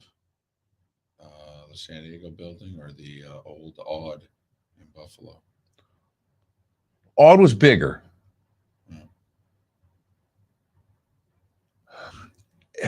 Equal, but San Diego was in a bad part of town, which didn't help. It was at the, it was just, they had like a flea market all day in their parking lot on the weekends. It was just bad. I just remember one of my first sports memories was the Odd fogging up in the finals against the Flyers. Right. That was just a warm day. Calling him now. We're coming back.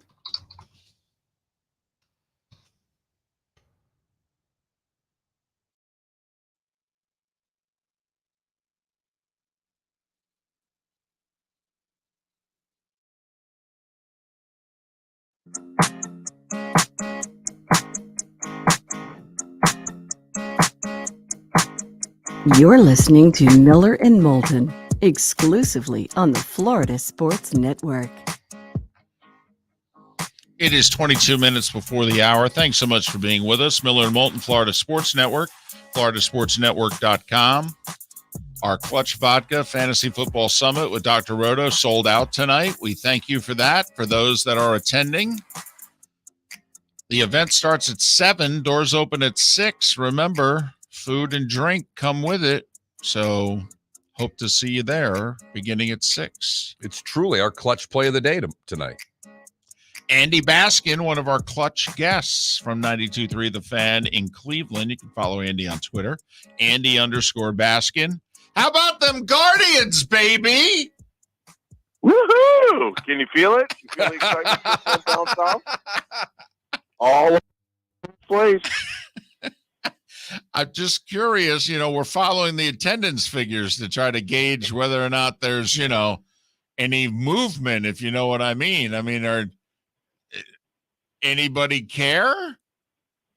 Yeah, no, people care here. There's an excitement. It's a weird town because, the TV ratings are traditionally very, very strong for this team. There's still some people upset about the name change. There's, a lot of young guys on the team. Jose Ramirez is still here. That matters. All I can say is if you go to the ballpark, I know you're having a good time, and you're watching a team that isn't going to quit, and they play super hard. I like watching them, but after doing this for almost more than 50 years, I guess I've been doing this for more than 30 years, I'm done talking about our fans going or not going. Because if you look at the history of baseball in the city of Cleveland and you want to do comparison to attendance, just take a look. When the Indians were hot in the 50s, the ballpark at the time, Municipal Stadium, was packed. When they moved into the new ballpark and the place was packed, 554, I think, is the sellout streak that we had. And it's when they're playing well, the fans come. Now they're playing well now, and we'll see what happens down the stretch. I always say that, whether it's the Guardians or the Indians, they're always a 10-game winning streak away from a sellout. And that's just baseball fan in Cleveland. That's all it is. There you go. Well, football fan in Cleveland is still sitting there waiting, but tonight Deshaun's going to start. I'm okay with this move. Others are not. Are you okay with Deshaun playing tonight? I don't know. The game is actually tomorrow. Or tomorrow night, rather. Sorry, Andy. Yeah, that's okay. It's okay. I don't know. He hasn't played in a year. So they might as well get him a little bit of time. But Jacoby Brissett's going to be your starting quarterback. So I don't know. Jacoby's been working with the twos. He's not looked real good. Josh Rosen is non-existent. this quarterback situation does not get any better, and it's just goofy. And he wants to play Deshaun because they're going at it as if nothing's wrong. He's not suspended until he's suspended. That's what they keep saying to themselves. So I don't know. Everyone else is living in this other world, and I'm trying to figure out why Jacoby Brissett's not going to start tomorrow night. That's on Kevin Stefanski. I'm trying to figure out why they haven't just acquired Jimmy G already. I mean, come on, Andy. Like you said, Jacoby Brissett doesn't look good. Jacoby Brissett isn't good. The last 3 franchises he were with, when he had to play more than one game, they all got rid of him the first chance they could. I don't understand why they're not, with $48 million in cap room, getting a quarterback who's played in 2 of the last 3 NFC Championship games. I'm with you. I agree with you. I think they're just waiting for the Deshaun Watson ruling. If it's an indefinite suspension, they have to go out again. Have to. The question is the value. I mean, they have room and they have space to do this. And by the way, if the commissioner, if he's, the way he's talking, who knows how long Deshaun's going to be out for. I still don't understand why the commissioner didn't just put the hammer down himself. He was more than welcome to. We don't either. And I don't know if it's a PR ploy for him to not, we all know he's judge, jury, and executioner, and he handed up his personal pick in this case. I don't know how he thinks he's going to get, whether it's more positive PR by not doing it himself, makes no sense. But how annoyed do you get any sense that the Browns are annoyed at how long this is taking? Yeah, but I mean, caveat emptor, right? Buyer beware. They knew this was coming. They knew there were issues that were going to happen, and they knew that there was going to be a process to this, and this is their process. So they knew it. And this is the other thing, too, is that they're like, we got to let the process every day, Kevin Stefanski. We got to let the process play out. We respect the process. So that's where we are with it. So they made their own bet on this, about not being able to know who the quarterback is, about the future of Deshaun Watson, and also knowing that they traded a quarterback that is probably going to win a starting job in Carolina and has the only win since the Browns have come back in 1999 in the playoffs. Andy Baskin, middays 92.3 The Fan in Cleveland. Follow him on Twitter, Andy_Baskin, Andy_Baskin. Any fallout from the Kareem Hunt trade me no scenario from the weekend? Probably one of the dumbest stories of the year. Like, I don't know what Kareem did not a walkout, but a walk in or whatever. He Yeah, sit in, right? A sit in, whatever. It's like the dumbest thing. Like, who was his agent? I don't know. In what world was that a good idea? Especially knowing that you've got a quarterback situation. Look, if Kareem really wants to get traded, and Kareem's in a unique spot because he's a local kid, people love him around here. Even though he's made mistakes, it's like, okay, he hasn't made any mistakes since he's been here, and we're second chances. You're home. We'll take care of you, kind of thing. And for Kareem to sit out a couple plays in protest of a contract was just stupid. And whoever advised him that was a good idea needs to get their head examined. That was just a bump in the road. We'll see what happens. If he really wants to get traded, I can understand it. You're behind Nick Chubb. You're not going to get as much playing time as you might be able to get at another team. I think we all understand that. Go close the door and have your agent talk to them and go, look, I know you're in an awkward spot with Deshaun. I know that, I may have some value. If you deem it necessary and it might work out for both parties, then maybe we should consider a trade.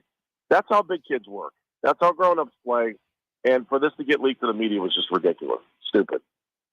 Well, there's no doubt there, and it doesn't make him look good, and it makes the other part of this too is on the outside, it makes the Browns look even more dysfunctional. I don't know how. Absolutely. That to me Absolutely. is what I see from the outside, is that this franchise doesn't look competent, and that's the last thing you need going into a season, because there's a lot of talent on this team, Andy.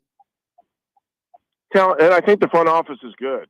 I think we have a good front office, and you're right, Kareem. That's another part of the timing issue with Kareem. It's like, Kareem, what are you doing? Why are you doing this? This is not now. This is not a good time. Go back. Go play. Just go kick some butt. Go out on the field.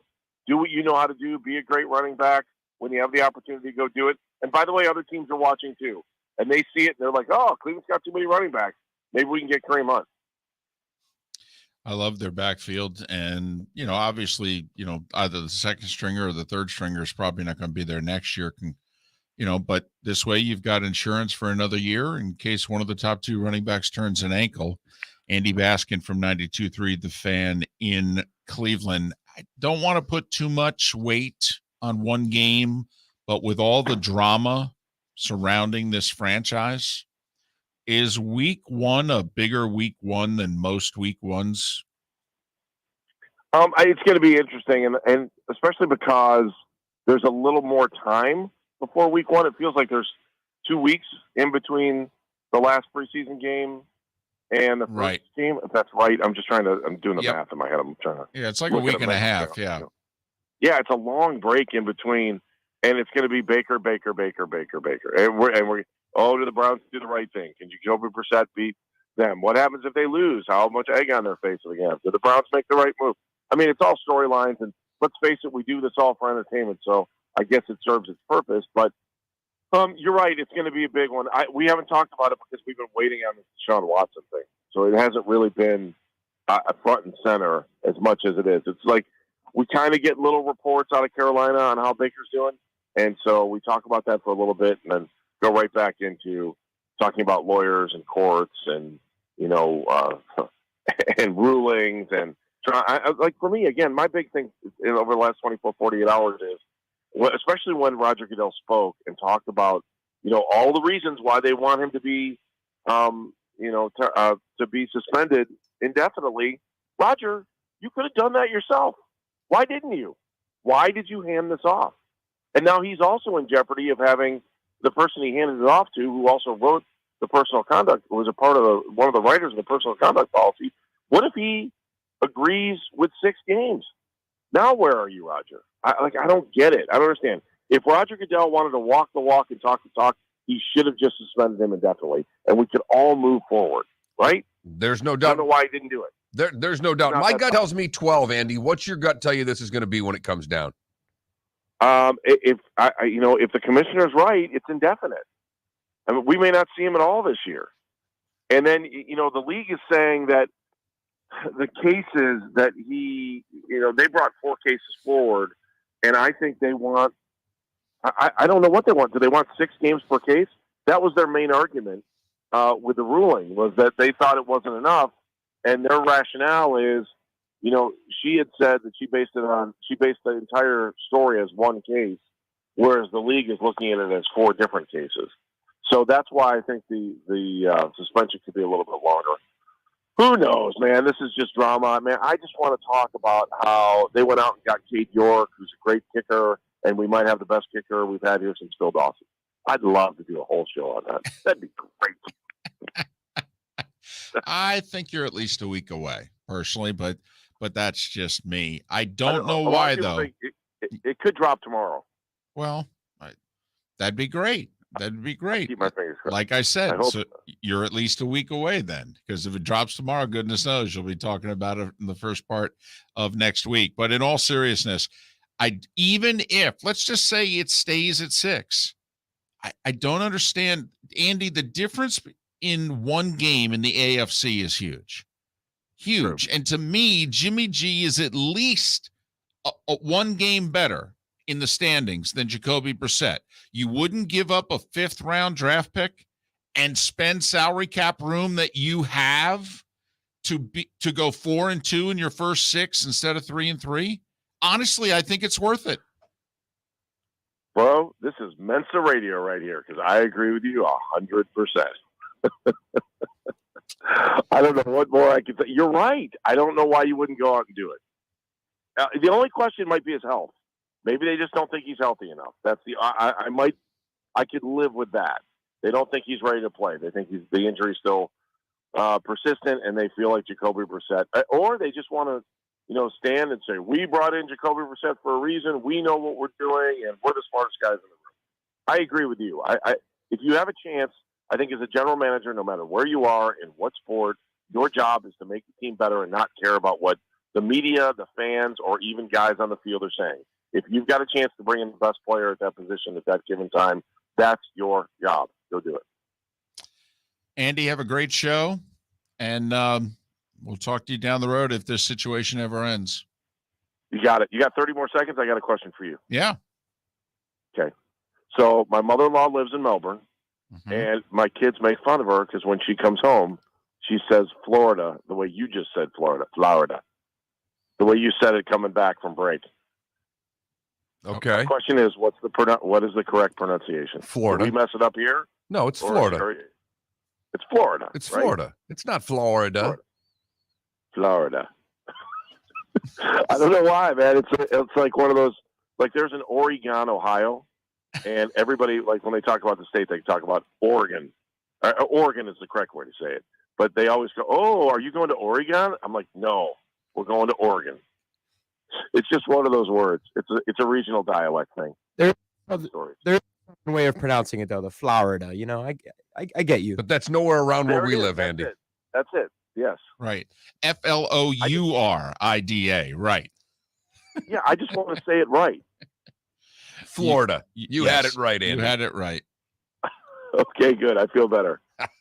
Thanks, Andy. Now I can yell at my mother-in-law. It'll be great. Perfect. Yes. You don't get leverage on the mother-in-law very often. That's true.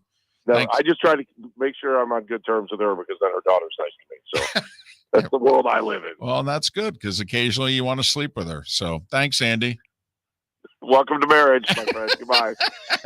Andy Baskin, 92.3 The Fan in Cleveland. Want to be nice to the mother-in-law so that her daughter will be nice to me. Yeah, pretty much sums it up. That does sum it up. Andy, kind enough to join us once again here on Miller and Moulton. Boy, imagine doing a sports talk show there. You've been on a treadmill for 4 months now, maybe 5. Oof. But you got the Guardians now. There you go. I guess. Is that like being handed a drink? Well, A I sports think- drink while you're on the treadmill? I got the feeling from Andy is that you can't really talk about the Guardians right now until you get the decision on Deshaun Watson. It's like the whole town's on hold until whatever this latest decision will be. And with 50 games left, maybe that's 20 too many. That, it's got to flip over to September. But then, of course, the problem is once it flips over to September, guess who's going to start playing soon? The Browns. Miller Moulton. Golfers, are you bored of the same old driving range warm-up routine that's not getting you the results that you want on the course? Power up your golf swing by adding resistance bands to your range sessions with the Orange Whip Golf's Power Strap Kit. Featuring band attachments to your feet and hips, Power Strap resistance training will boost club head speed, increase power, improve flexibility, all with just a few swings. Buy a Power Strap Kit today. Go to orangewhipgolf.com and use code Miller10 to receive an additional 10% off the already great price of $119. Bring your big mouth to John Smith Subs and indulge in their overstuffed subs with the freshest quality ingredients. Enjoy our famous steak bomb with perfectly grilled marinated sirloin steak topped with provolone cheese, grilled onions, peppers, mushrooms, crispy bacon, juicy tomatoes, and creamy mayo. Boom! Made-to-order crispy fries can be paired with the Gator, the Cuban, the chicken bomb, or the Italian. Love local. Eat delicious with John Smith Subs.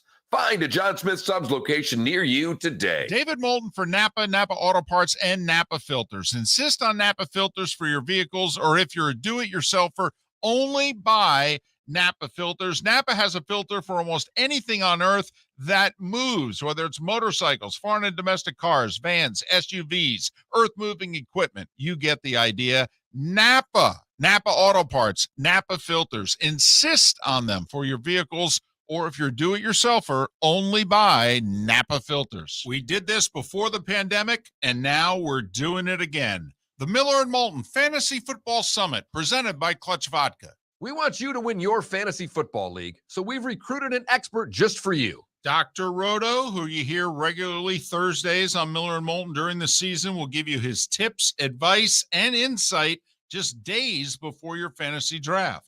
In addition to that, you'll get food and drink and all of your questions answered. You'll leave the Miller and Moulton Fantasy Football Summit with the Dr. Roto cheat sheet so that you can draft a great team and follow his award-winning insight throughout the season. So if you want to win, we'll see you August 11th, Shoeless Joe's Sports Cafe for dinner, drinks, and the doctor. Dr. Roto, that is. Go to floridasportsnetwork.com to sign up today. The Clutch Vodka Miller and Moulton Fantasy Football Summit. Thursday, August 11th, 7 o'clock, Shoeless Joe's Sports Cafe. Mark Miller for SWFL Golf Carts or online, flgolfcarts.com. If you're looking for a golf cart, an e-bike, or an e-motorcycle, go visit Alex and the gang at SWFL Golf Carts. flgolfcarts.com online. Check out their whole inventory. If you're looking for a custom cart, they can take care of you. 2-seater, 4-seater, 6-seater, they've got you covered. E-bikes, nobody better for value and service. E-motorcycles, check them out. Again, flgolfcarts.com. flgolfcarts.com. You were listening to Miller and Moulton on the Florida Sports Network.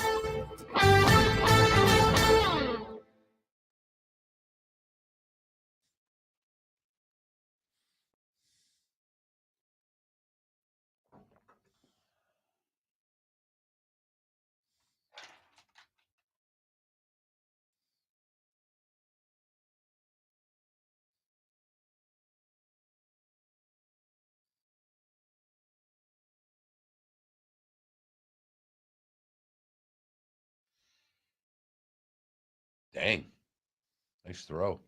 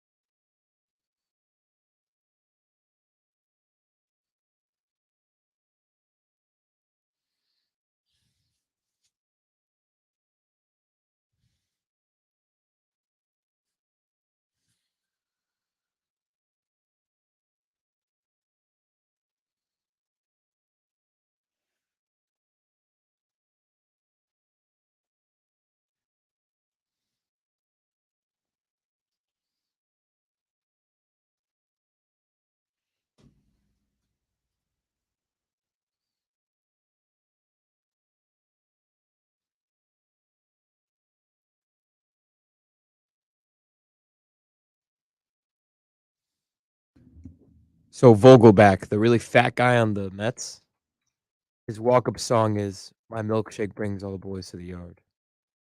I don't have my headsets on. What do you say? I don't know the song, but that's funny. My milkshake brings all the boys to the yard. Yeah, I don't know this. What? I don't Sorry. listen to pop radio.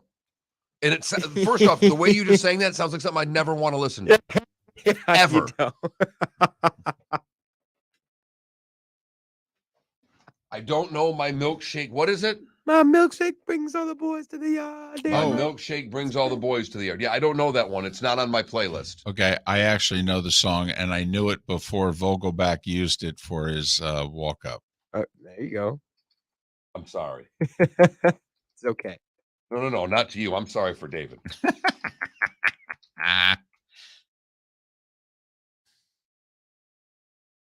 I haven't listened to radio. I haven't listened to music on a radio in. I don't listen to music on the radio either, man. But I just go on Twitter a lot. I am on Twitter every day for 4 hours. You also use TikTok. Every day. There's a lot of music on TikTok. That's not what I'm there for. Yeah, there you go. I'm there for recipes and fun. By the way, my dad's on TikTok too. It's crazy. I think your demographic loves TikTok. Yeah. Like loves The reason I was 10 minutes late this morning, I was having my coffee, rolling through TikTok, and all of a sudden I'm like, holy crap, it's time. I should have left 10 minutes ago. You went on a TikTok rabbit hole. All the time. It's starting to wear me out, though. I've had enough of it. The algorithm's got me so pigeonholed of what they show me. I'm not getting any new content, and I don't like that. I never really use TikTok too much.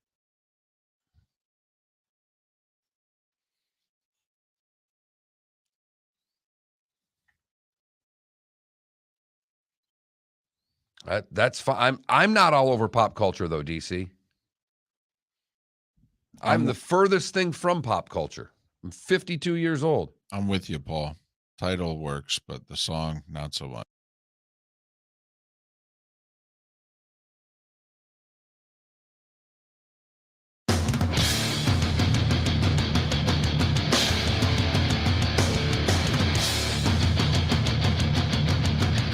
You are listening to Miller and Moulton, exclusively on the Florida Sports Network. And now here's Mark Miller and David Moulton. And just like that, it is the 8 o'clock hour of Miller and Moulton, whether it be in Tampa, St. Pete, Lake City and surrounding areas, Port Charlotte, Venice, Fort Myers, Naples. We thank you for listening. Miller and Moulton, the Florida Sports Network, presented by Clutch Vodka. That's Clutch with a K. Roy Cummings, kind enough to join us. That's Cummings with a C. He's the Bucs insider for pewterpirates.com. Pewterpirates.com. Is that Pewter Pirates with a P? There you go. You can follow Roy on Twitter, rCummings FHCN, rCummings FHCN. So what's it like being back at camp?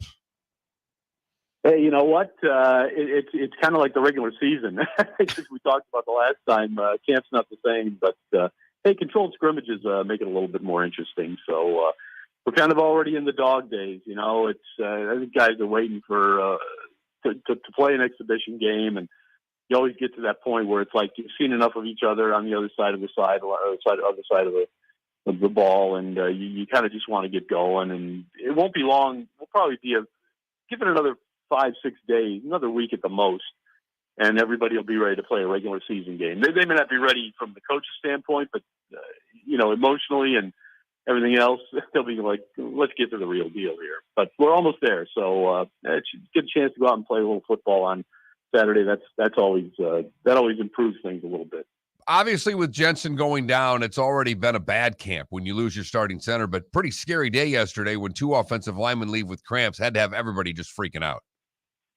Yeah, no kidding. But you know what? It's kind of part of training camp. It's really part of workouts in general here in Florida. I mean, it happens throughout the course of the regular season as well. It gets so hot out there that guys just end up being kind of cramped up, and they need to get some fluids. And to be honest, I don't think we've had that many go off this year. I think they've done a much better job of keeping these guys hydrated. I remember a couple of camps where, it just seemed like there was a parade of guys going off all the time for, to get fluids and things. But when you see Robert Hainsey go down and you're not quite sure what it is, yeah, it's quite alarming. But good news is just cramps, and should be back today. And, he might even play a little bit on I would think he would play a little bit on Saturday.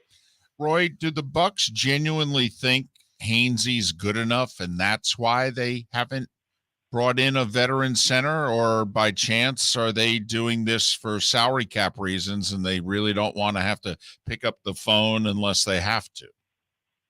I think it's a little bit of both, but you don't want to go out and jump at what's out there now, knowing that in 2 weeks, 3 weeks, you could have somebody even better as a choice. So the other thing is, they're not high on the waiver wire. I mean, they're not going to get the first pick. So somebody goes through waivers, they're going to be like one of the last teams to get a shot at them. So they may have missed on a guy. It's hard to know. But I would think, to be honest, I think they really like Robert Hainsey. I mean, they drafted him high, came out of a solid program, good player, versatile player. He's looked good in practice so far. The real telling tale will come again in these workouts. That's why missing yesterday, or a good chunk of it, was really kind of unfortunate for him, because these are practices that he needs. These are the kind of reps that he needs to show the Bucs where he is and himself where he is, and figure out exactly, okay, where do I go from here? What needs to be worked on? So he missed some valuable work yesterday, and again, that's why I think they'll probably be real happy to get him out there today if they can. And if not, we'll probably see him on Saturday, because he just needs the reps. But I think they feel confident. There's no reason not to. Drafted him high, played a year behind an extremely good center, around a bunch of good people. He's got a good line coach here now. I think they feel very confident that he can do the job. I don't think center is a spot where you feel like you got to go out and get somebody right away. Again, they're pretty good at bringing in versatile offensive line guys who can move around. So I won't be surprised if they pick somebody up at some point, but I think it's a little bit too early to do it. Hainsey turns 24 tomorrow, and Roy keeps saying they drafted him high. He was a 3rd-round pick last year. 2021. How is the rest of the depth at offensive line? We know we lost the 2 guards off in the offseason. So do they feel comfortable with everything they've got going on and the battles on the rest of the offensive line? Yeah, I think they do because, again, these guys have played at a high level and they've all produced at some point. Donovan Smith, you know what you're going to get out of him. Aaron Stenny's played a little bit and in important moments. Shaq Mason, I mean, obviously played for years. They feel very good about him. Luke Gedke, again, another player that they drafted with, in essence, a premium pick. So, look, they feel very good about what they've got there. Nick Leverett can move around a little bit. Play a couple different positions, including center. You could slide him in there. I think they feel pretty good about what they've got. The battle left guard is pretty interesting right now. Aaron Stinney's probably going to win it. Luke Gedke will probably be next. But Nick Leverett probably makes the team because he can play a couple of different positions. So I think they feel pretty good about what they've got there. We all know about Tristan Wirfs. So, again, I think they feel very confident about the line, or as confident as you can be when you're losing, as I said, 2, in essence, Pro Bowl caliber players. It's going to be tested. There's no question it is going to be tested. It is one of the things to really watch closely, and not just in, joint workouts against a team like Miami, and yesterday they fared fairly well, but certainly in the exhibition games when Brady's in there, when he's not in there. And then, we really won't know the answer until we get, 2-3 weeks into the season and see, just how often Tom Brady's getting hit. And if he is, how do they adjust to it? So I think they feel good about the people that they've got. But again, the waiver wire is something that I know they're looking at. They're surely looking at it. And not just for center. They're looking at it for other spots as well. Is there any talk of Trask being the number 2 quarterback? Because everything I see is still Gabbard. And Roy, we could be wrong in our assumption, but our assumption is if Trask can't be the backup quarterback this year, then he is not in any way, shape, or form their future quarterback.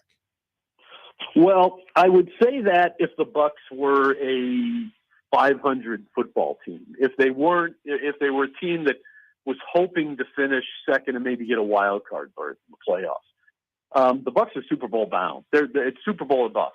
They believe they are a Super Bowl caliber team. They are going for the Super Bowl. It's all out for the Super Bowl. And therefore, Kyle Trask gets pushed down a little bit because Blaine Gabbert is the guy that you trust, that knows the system the best out of the backups behind Tom Brady. He's the guy you'll probably go to first unless he's hurt. We'll see how the roster shakes out. I'll be surprised if they don't keep Kyle Trask again because, look, I think they want him for the future. You've got to keep him around. But is he the guy you turn to now if Brady goes down in week 2 for some reason? No, I don't think so. You're trying to win football games. You're not trying to develop players. So if that was the case, Robert Hainsey would have been the center and they never would have kept Ryan Jensen. So, I see where you're coming from, and it makes sense. It makes sense for about 18 football teams in the NFL, but not the Buccaneers. How are the older new receivers looking? Rudolph, the tight end, Julio Jones, seen anything that should have anybody concerned or excited at all? No, I mean, just excited for the fact that as receivers do, this is a time of in the season and preseason or whatever, where it's easy to look good at receiver because you're not being tested that much. Yes, they're getting tested a little bit more in these joint workouts, but this is a chance to show off your athleticism, show off your skill set. The receivers do that every day because again, they're uncontested. They know they're not going to get hit. It's easy to go up and jump up for balls and make adjustments and things like that. But they look good. I mean, look, they're veterans and they're good veterans. And players who still bring a little something. Julio Jones, Russell Gage got hurt a little bit yesterday, so we'll see what happens with him. But Rudolph has looked solid. Everybody looks good at this point, except Mike Evans is hurt, and so they're going to need that depth. That's another thing to watch this Saturday is those young receivers and those veterans. See how much work they get, but the young ones in particular, they've got to start developing some chemistry with the quarterbacks and. We'll see how it goes. But right now, it's hard not to look good unless you're hurt. So most of them look really good. Yeah, backup receivers and running backs. There's playing time available for a bunch of people if they can take advantage of it. Final question, Roy. When we've spent all this time talking about one side of the ball, are there any concerns on the other? The linebacking core is terrific, at least the starters. They've got a bunch of secondary guys who are experienced, who have played well. They had a lot of injuries last year. Is there a concern on the defensive side of the ball? You know, it's funny.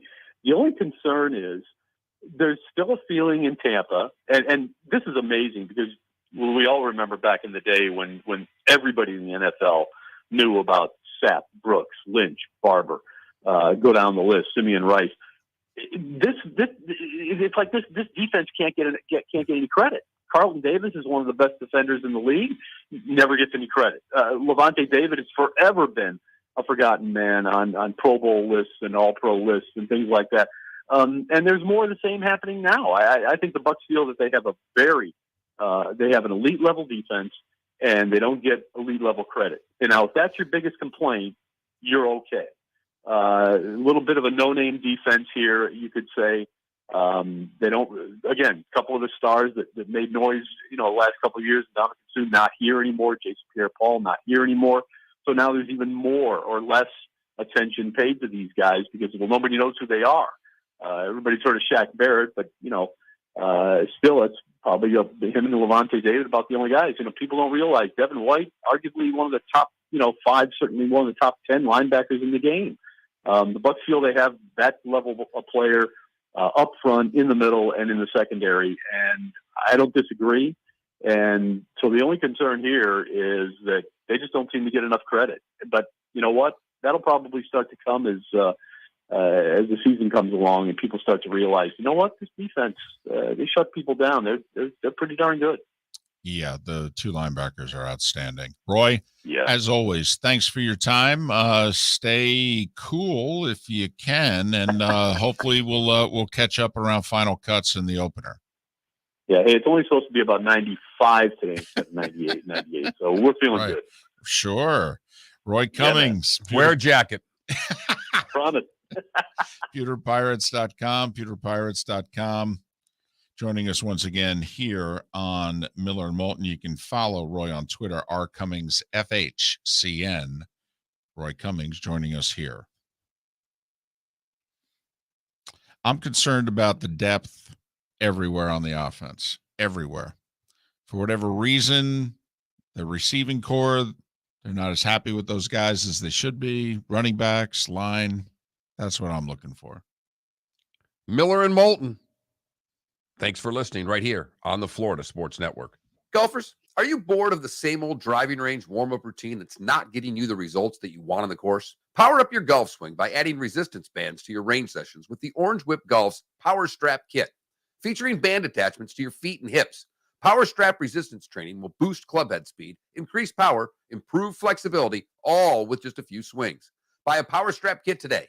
Go to orangewhipgolf.com and use code Miller10 to receive an additional 10% off the already great price of $119. David Moulton for Napa Auto Parts, and Napa Filters. Insist on Napa Filters for your vehicles, or if you're a do-it-yourselfer, only buy Napa Filters. Napa has a filter for almost anything on earth that moves, whether it's motorcycles, foreign and domestic cars, vans, SUVs, earth-moving equipment. You get the idea. Napa Auto Parts, Napa Filters. Insist on them for your vehicles, or if you're do-it-yourselfer, only buy Napa Filters. Mark Miller for SWFL Golf Carts, or online, flgolfcarts.com. If you're looking for a golf cart, an e-bike, or an e-motorcycle, go visit Alex and the gang at SWFL Golf Carts. flgolfcarts.com online. Check out their whole inventory. If you're looking for a custom cart, they can take care of you. 2-seater, 4-seater, 6-seater, they've got you covered.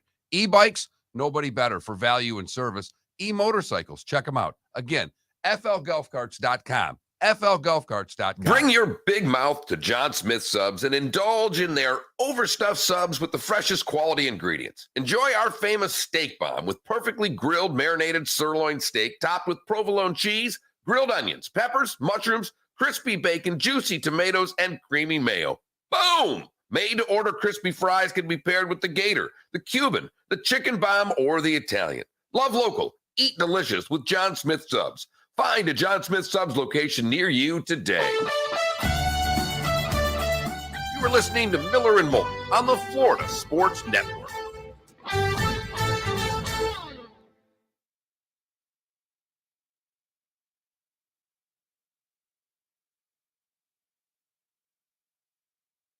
I think a lot of times on the front door one, it kind of goes to the street. And I think sometimes it may pick up a shadow, like of a car going by or something like that. But I also think it picks up, the tree right in front of the window if it's breezy. But I got to admit, I think the house looks better in pictures than in reality.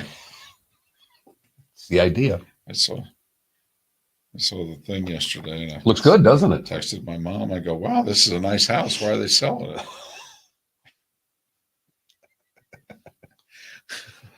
Is Julie excited the picture with the sign?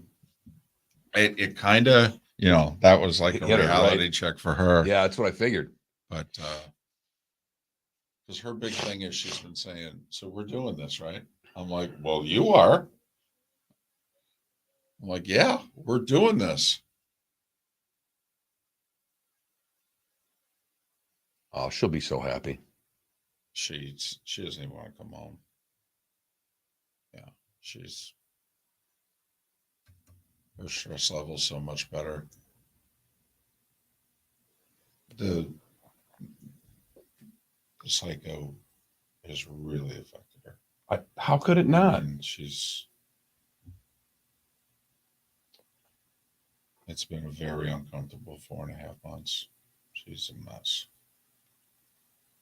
An absolute mess.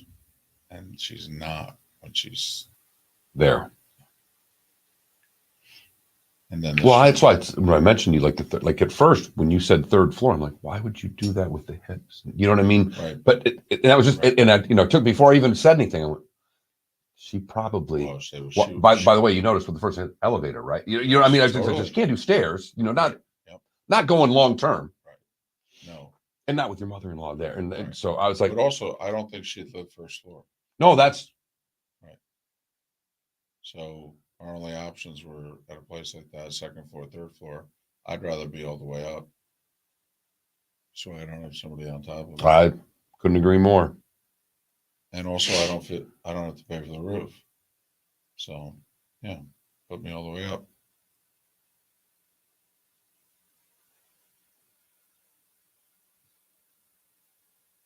Mark, let me ask you a question because you're a cat owner.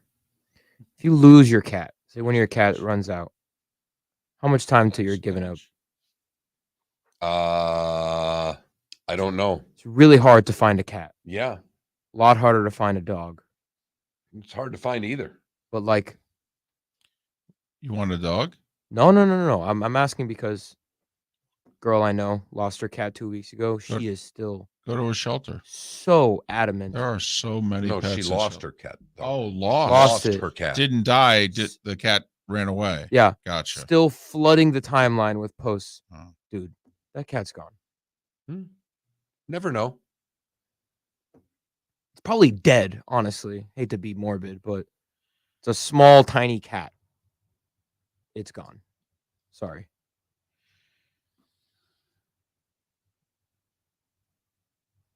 Never know. But probably. Yeah. I freak out every time our cleaners come to clean our house. I am so afraid that. The cat's going to run out. Yep. Well, that they're going to leave the door open or something. That's. Mm-hmm. But fortunately, the cats are petrified of anybody else coming to the house, and when they're running vacuums and whatever, they go hide under beds. So. Yeah.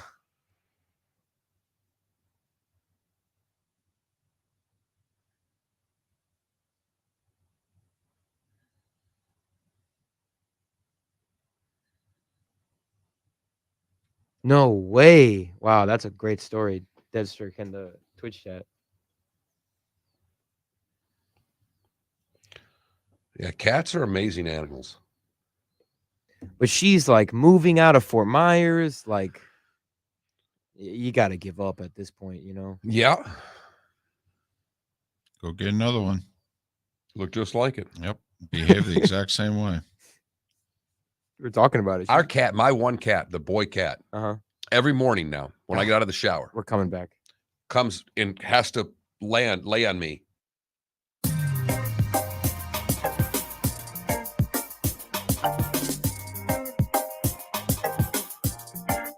Welcome back to Miller and Moulton, only on the Florida Sports Network.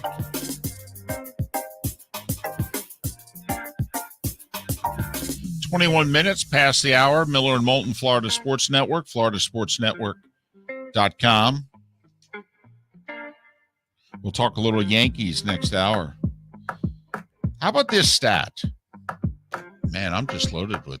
You are full today. I like it. I am just list stat crazy today. What is happening to me? But you know me and my, hey, we got to split the season in half. We're back to this? Well, I just want to point this out and how this actually may work against, my argument.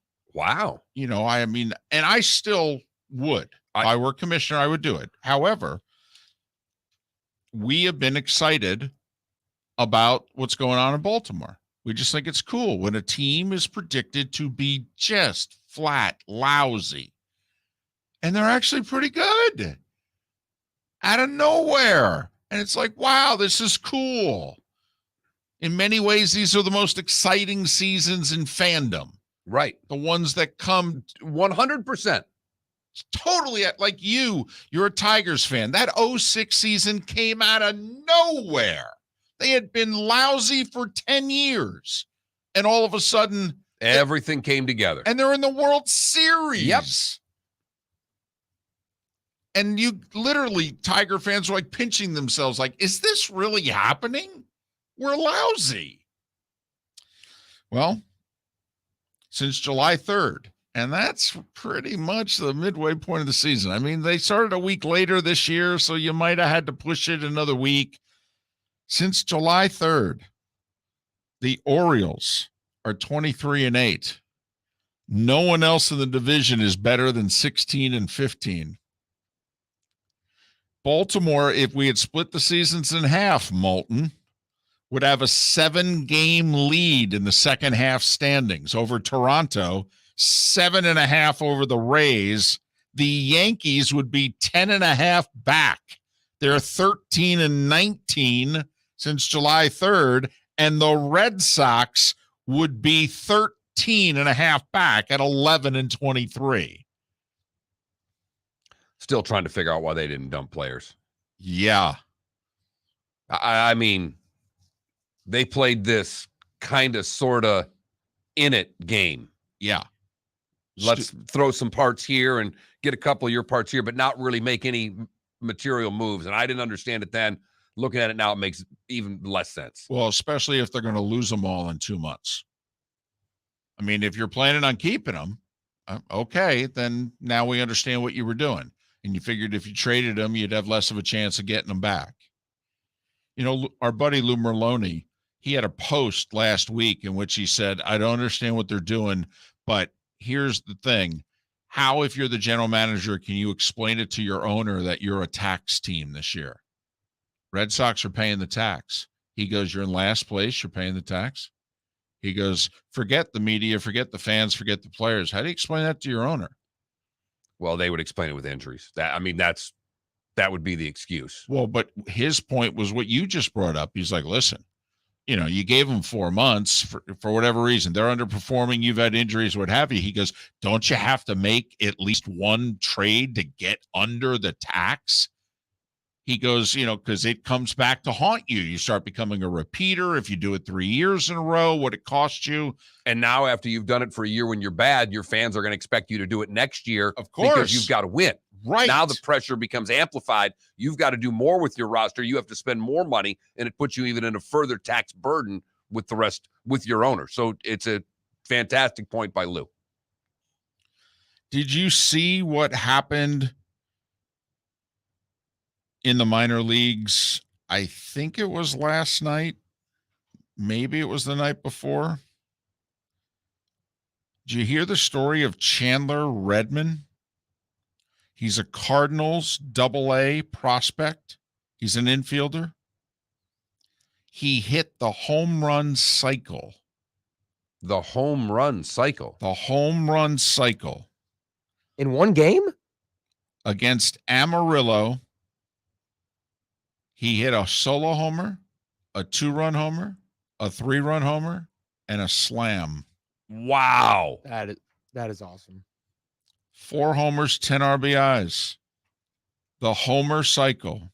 Had it ever been done before? Tyrone Horn did it in 1998. T-Horn. Okay. Also playing for the Cardinals AA affiliate. There's something in the water. So the Springfield Cardinals, that's who he plays for. And they did it against Amarillo. Yeah. Needless to say, I mean, Springfield won like 21-4. 4 homers, 10 RBIs. The homer cycle. It's apparently never been, because 4 homers have been hit. Right. In a major league game. 5 has never been hit by a player, but 4 has been hit. I don't know how many have done it. I think it's like a dozen.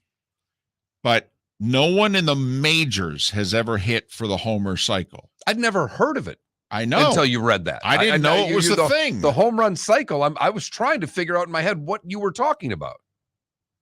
He says after he hit the slam, he had a thought in the back of his mind about, okay. It was only the second time he'd ever hit more than 1 home run in a game as a professional. So he hit the 2-run homer first, hit the slam, and he said briefly he thought about it. Third time up, he hits the solo shot, and he goes, I'll be darned. And sure enough, his last at-bat, he steps into the box. He goes, oh, my God, there's 2 guys on. I got a shot to do this. All right. He was a 32nd round selection 3 years ago in the draft. They don't even have, I don't think, a 32nd round anymore. That was eliminated. The they finally, because the baseball draft was really long. Yep. So, 2 outs, 2 on in the 8th. Okay. Second pitch fastball right down the middle. The homer cycle. Thank goodness this was the minor leagues, because in the major leagues, they would have probably issued him a pass with 2 runners on. Apparently there were 50. Basically, it was an A's game. There was 51-34 in attendance. Imagine, you're at a minor league game and usually you go to a minor league game, not necessarily for the baseball. It's just a night out, have a couple pops and sit outside, and this is cool. Well, I'm guessing a lot of folks probably after the 3rd home run decided, well, we got to stick around to see if he hits another one. Well, do you think they were paying attention? 7, 8 o'clock. I mean, the score was 18-4 when he stepped into the batter's box. It's the bottom of the 8th inning. I doubt if there was 5,100 in attendance, I can't imagine there were more than 2,000 people there for his last at bat. Yeah, exactly. Because they quit selling beer. After the 7th. Yeah, probably. I'm Right. not being smart. It's Right. a minor league baseball game. People leave when they quit selling beer. Well, and it's midweek and you got to go home. Now, they're not doing school yet, I don't believe, but still. Right. Yeah, I think we're unique to that in Florida, where we start school, sometime right around the 4th of July, it seems. But the homer cycle. That's fascinating. I know. So I like the fact they kept pitching to him. That's what I'm saying. If it were the majors, he would have gotten a walk at that 4th. He would have never have seen those pitches. There's no way. Oh, the boos that you imagine 4th at bat, they walk him. Well, in AA baseball, I don't know how much animus there would be. Now, in the majors, the game was in St. Louis, all of a sudden you walk them. It's like, oh, come on, you chicken blanks. But the homer cycle, I mean, it's hard enough to get the cycle, but the homer cycle. I can't even try to think what the odds are. I mean, just all the things that have to work in your favor for that to happen. Just to get the runners on. It's not just you. Right. Hitting 4 home runs in a game is hard enough, but then your teammates and the opposing team have to do it so that it all plays out. For all the stars to align so that you're having the runners on base and getting the home runs. That's absolutely incredible. What a great story. The only other time in the modern era that it happened July 27th in 98, also in Double-A, also by someone playing for the Cardinals affiliate. It's remarkable. Miller and Moulton, we thank you so much for listening. Back with more in a moment right here on the Florida Sports Network. David Moulton for Napa Auto Parts, and Napa Filters. Insist on Napa Filters for your vehicles, or if you're a do-it-yourselfer, only buy Napa Filters. Napa has a filter for almost anything on earth that moves, whether it's motorcycles, foreign and domestic cars, vans, SUVs, earth-moving equipment. You get the idea. Napa Auto Parts, Napa Filters. Insist on them for your vehicles, or if you're a do-it-yourselfer, only buy Napa Filters. Mark Miller for SWFL Golf Carts, or online, flgolfcarts.com. If you're looking for a golf cart, an e-bike, or an e-motorcycle, go visit Alex and the gang at SWFL Golf Carts. flgolfcarts.com online.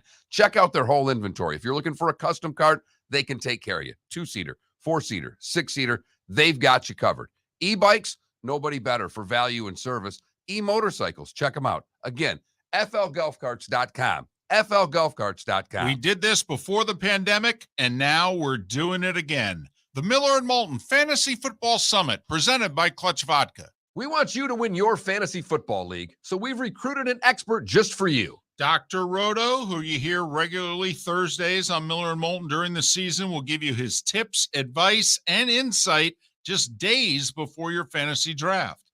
In addition to that, you'll get food and drink and all of your questions answered. You'll leave the Miller and Moulton Fantasy Football Summit with the Dr. Roto cheat sheet so that you can draft a great team and follow his award-winning insight throughout the season. So if you want to win, we'll see you August 11th, Shoeless Joe's Sports Cafe for dinner, drinks, and the doctor. Dr. Roto, that is. Go to floridasportsnetwork.com to sign up today. The Clutch Vodka Miller and Moulton Fantasy Football Summit. Thursday, August 11th, 7 o'clock, Shoeless Joe's Sports Cafe. You were listening to Miller and Moulton on the Florida Sports Network.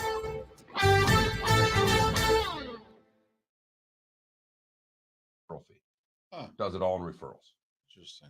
And then, like, my accountant has her license. She listed one house this year. That'll be it. You know, why she has it, just a backup. She's one of those people. Right.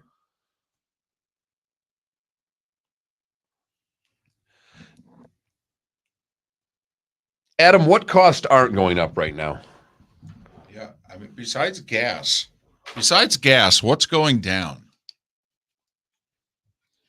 I was gonna say gas is going down. It's gone down a lot. Paid $3.55 yesterday at Costco. I mean, it's gone down. Hey. It's gone down like $1.25 in the last 3 months. But besides gas, what is going down? Yeah, I really don't know. It's the late 70s all over again. Ticket prices at Marlins games. Okay, there you go. Nice. I just found this kid here on the street. He's real good with cars. He looked at the truck and he says he thinks he can fix it. Oh, apparently lumber, Is it? according to Hops. Okay. What's your name? I mean, I was genuinely asking. I'm curious what else is going down. We're gonna dump them. I call him Johnny Lips. Well, we give him a better name. Who's the greatest man to you in the whole world? A great Twitter follow that I have recently I'm an answer, Mr. Corleone. added is Marlon Humphrey from the Ravens. What about him? I love his Twitter. Oh, okay. He's got a great Twitter. Arnold Rothstein. Arnold Rothstein. That's I like that. that's a great scene that's deleted. Arnold Rothstein. Ron Rothstein? Like former Pistons coach? No. No, Jesus, God, everything's not fucking basketball. Just the sting. Rich Eisen retweeted. It's a deleted scene from Godfather Part 2 when Vito meets a young Hyman Roth, and he had a long last name, and he asked him, "Who's your favorite person?" De Niro's asking the young Hyman Roth, "Who's your favorite person of all time?" And one of the concierge said, "Come on, answer Don Corleone." When he said, "Who is it? Is it Columbus? Is it Marconi?" He says, "Arnold Rothstein." It's the guy that fixed the 1918 World Series. Ah, Very controversial. The No, Black Sox, not right? very controversial. There's nothing controversial about it. They fixed the World Series. What's controversial?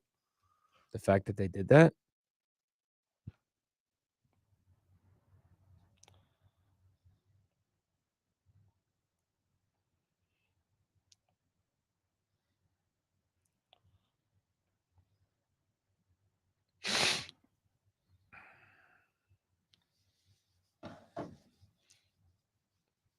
Fellas, could you date a female taller than you? Yes, I did. I did too. You don't have a choice when you're short. Like I told my son, what's your type? Before he could answer, I said, whatever girl likes you. How tall are you, Mark? 5'8". I'm 5'9". When you're 6 foot tall or above, you can choose who you date. When you're under 6 foot tall, you get chosen, right, I dated a girl that was 5'9". which means in heels, she towered you. Yeah, exactly. Exactly.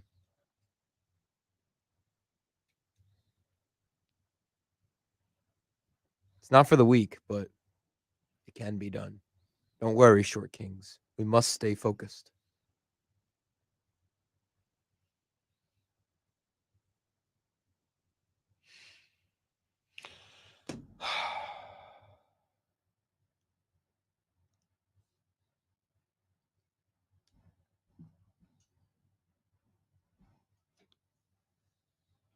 Boy, Adam, you must have been really popular during the early parts of the pandemic during the toilet paper shortages.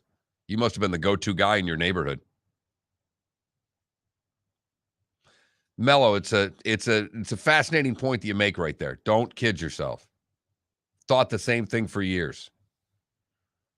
Spud Webb over here thinks he's a baller. Hold up. 5'9", first of all. And second of all, Isaiah Thomas is 5'9", all right? My Isaiah Thomas. Not yours. Mine. And my Isaiah Thomas, before he destroyed his hip,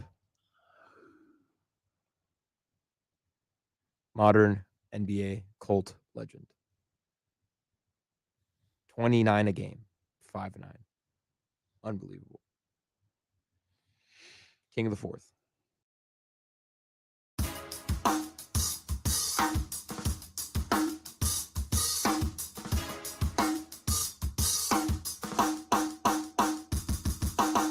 Welcome back to Miller and Moulton, only on the Florida Sports Network.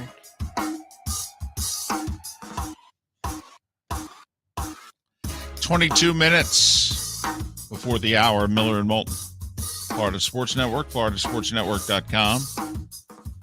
We didn't even do a poll question today. No, we did not. We never even once talked about it. We had nothing. Once 6:30 comes and it's not discussed, I've decided to give up on it.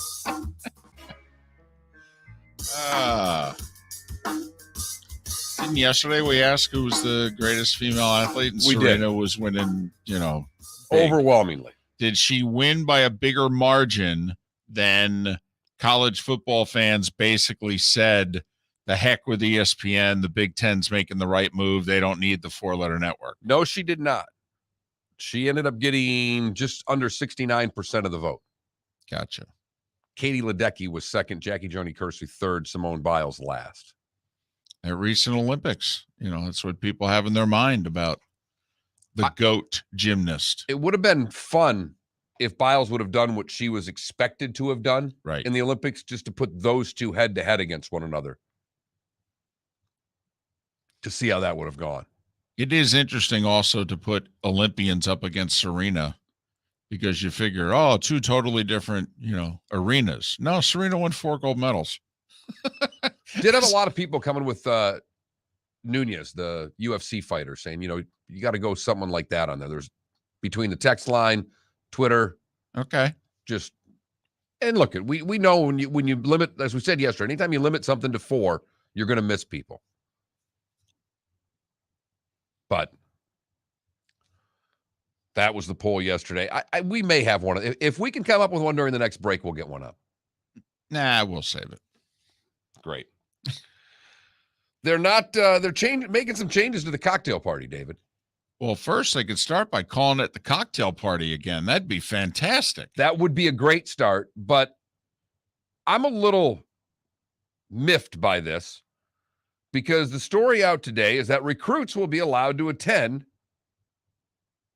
the Florida-Georgia game. And it's only for the home team.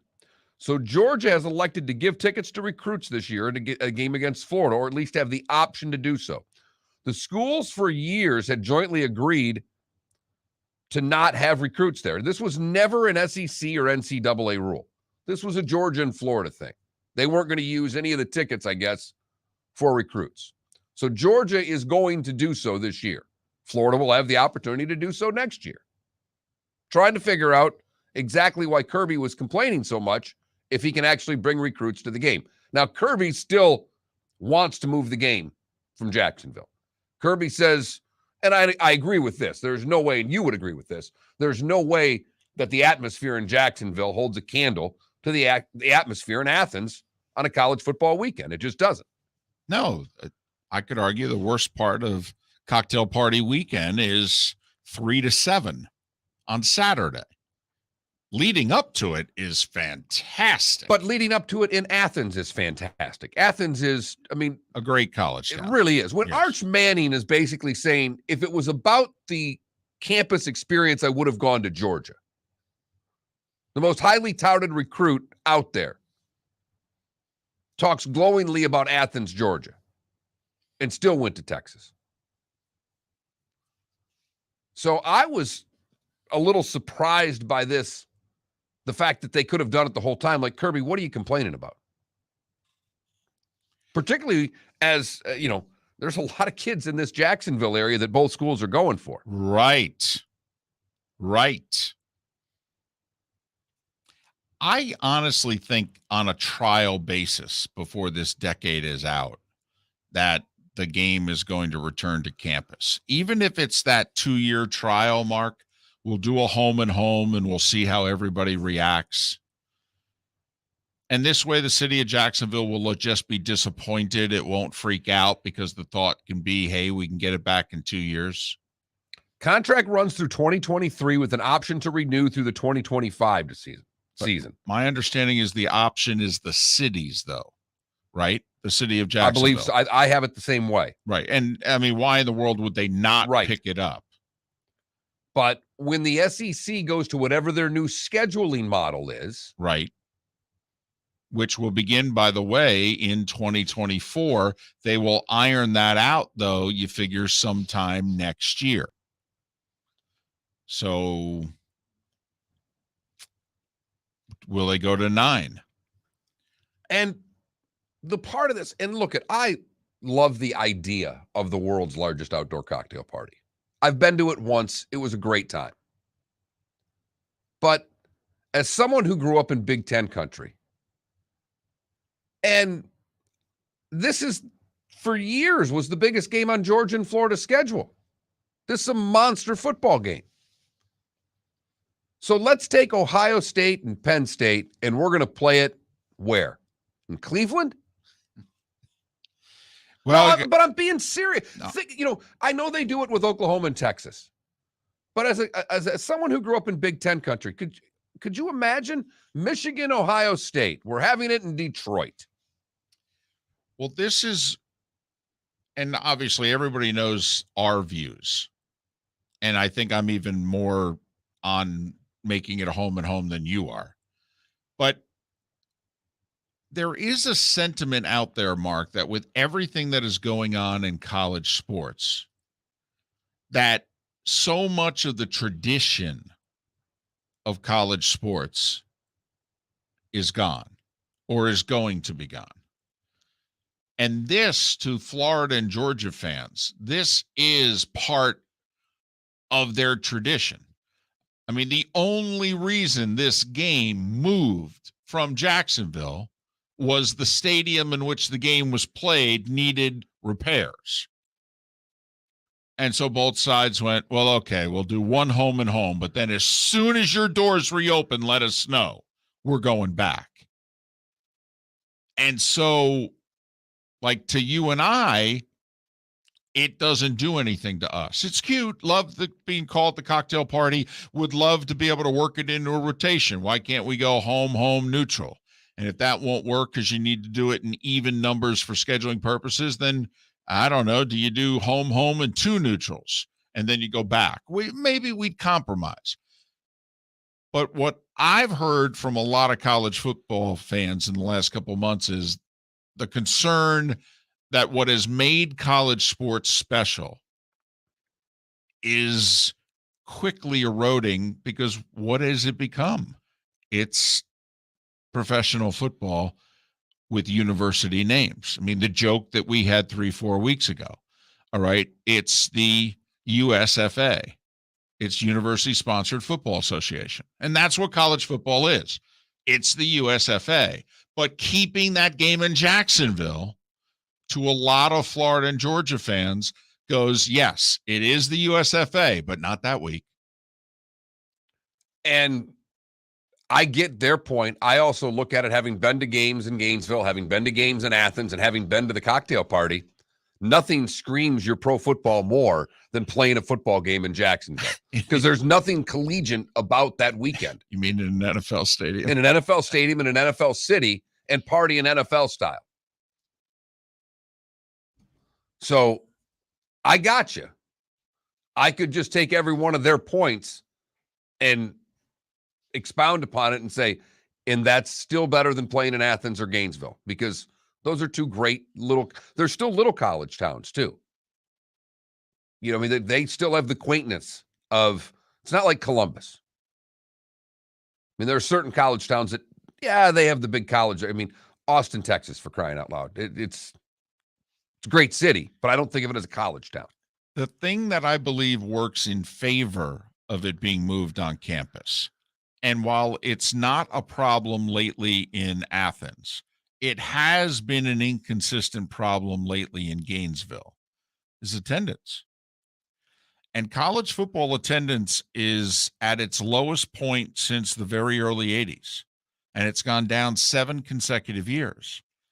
And when you have a quality game and you have it off campus, I mean, season ticket packages.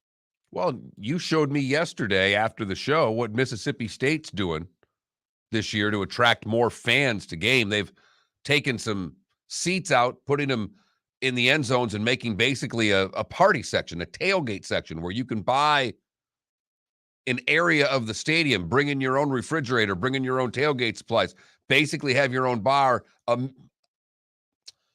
a suite in the stadium type of atmosphere, if you will. And they're charging a premium for it, but they're eliminating some seats to do so and trying to put a package together where fans have an opportunity to do something completely different. Why are they doing it? Because they have an attendance problem. Last year, Mississippi State football attendance dipped below 50,000 a game for the first time since 2008. And even in Knoxville, they took out some seating. They're going to be below 102,000 to create a couple of areas, but also they're taking a page out of Jera's world and creating a little standing room only section. So, but yeah, 2,000 upper deck seats they're ripping out at Davis Wade Stadium in Starkville, and doing the you have to donate $2,700 to the Bulldog Club. That gets you one of the balconies. Then you have to purchase at least 8 season tickets at $225 a ticket. So that's $1,800 per ticket times 8. Do the math. I think that's $14,400. So you're about 17 grand all in. Yep. Quick math says to own the balcony at $4,500 and have yourself one of those suites and 7 others. I will say, if you're Mississippi State, home schedule's A&M, Arkansas, Auburn, Georgia. That ain't bad. Not bad at all. What are you talking? $2,000 a person? $562.50 per person for an entire fall to have that suite. That's a deal. Yeah, per person. And I get to have alcohol inside the stadium now because I've just donated enough for that I have my own tailgate area inside the stadium. University of Wisconsin, 6,000 seats have been removed at Camp Randall, replaced with 2,300 premium seats. Some of the seats will have heated floors, and the upper deck lodge will have heat above its seats.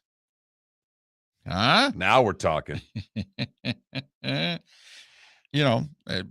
Bob Bowlesby said earlier in February, we're competing against the 70-inch TV and the beer that is cold in your fridge and no lines at the restroom. 1981 is the last time that FBS attendance was at the level that it's at now. And now we're in a period where a lot of fans are turned off by what's going on. I mean, you now are learning how the sausage is made in college football. And regardless of what we think, we know that there are fans that don't like it. So if you take that attendance level, lowest attendance they've had in 40 years, combine that with NIL, a transfer portal, the money all out in the open right now. Right. And every decision's being made about money, every single one. It seems as if literally not one other thing matters ever. And while the schools are rolling in money, particularly in the SEC and the Big Ten, there's not one of them lowering the price of tickets. What they're doing is trying to figure out ways to charge you more for a premium. And the college fans been paying a PSL forever. I mean, pro football is the one that gets the quote-unquote bad rap for it, but as you season ticket holders, whether it be Florida, Florida State, Miami, whatever the case may be, I mean, you have to pay hundreds of dollars per seat just to have the right to then pay hundreds of dollars per seat. Wow. You mean you're not getting enough money from ESPN? You got to hit me up for that? Oh, and now I got to donate to the NIL. Now I got to donate to your collective on top of it, which is none of your money. Right. But in order for us to have a good team, it's pretty important that I donate to this collective because that's the only way we're going to get players. You've all come out and told us that. Another reason why I always thought it would end up on campus is each school gets 40,000 tickets. Well, a Georgia home game is nearly 90. A Florida home game is 90. So think about how many fans are being left out of the biggest rival many times on their schedule. They're going to want Jacksonville to pay just an extraordinary sum to keep that game. Well, I think it'll be like NBC with Notre Dame. I do think to keep the game, all right, they're going to turn to Jacksonville, which already pays each school more than they would make if they hosted the game. I think they're going to look at the city of Jacksonville and go, double it, triple it, Right. whatever it is, because you're not going to get it done for this amount anymore. Right. And besides, my coach won the national title, and right now we can't say no to him. And Billy Napier's like, well, I just hired 70 coaches. I have an armada recruiting the South. I'm kind of getting what I want right now, too. He's doing really well on the recruiting trail. Really well. He's had a great month. Miller and Moulton. Thanks for listening. The Florida Sports Network. Golfers, are you bored of the same old driving range warm-up routine that's not getting you the results that you want on the course? Power up your golf swing by adding resistance bands to your range sessions with the Orange Whip Golf's Power Strap Kit. Featuring band attachments to your feet and hips, Power Strap resistance training will boost club head speed, increase power, improve flexibility, all with just a few swings. Buy a Power Strap Kit today. Go to orangewhipgolf.com and use code Miller10 to receive an additional 10% off the already great price of $119. Bring your big mouth to John Smith Subs and indulge in their overstuffed subs with the freshest quality ingredients. Enjoy our famous steak bomb with perfectly grilled marinated sirloin steak topped with provolone cheese, grilled onions, peppers, mushrooms, crispy bacon, juicy tomatoes, and creamy mayo.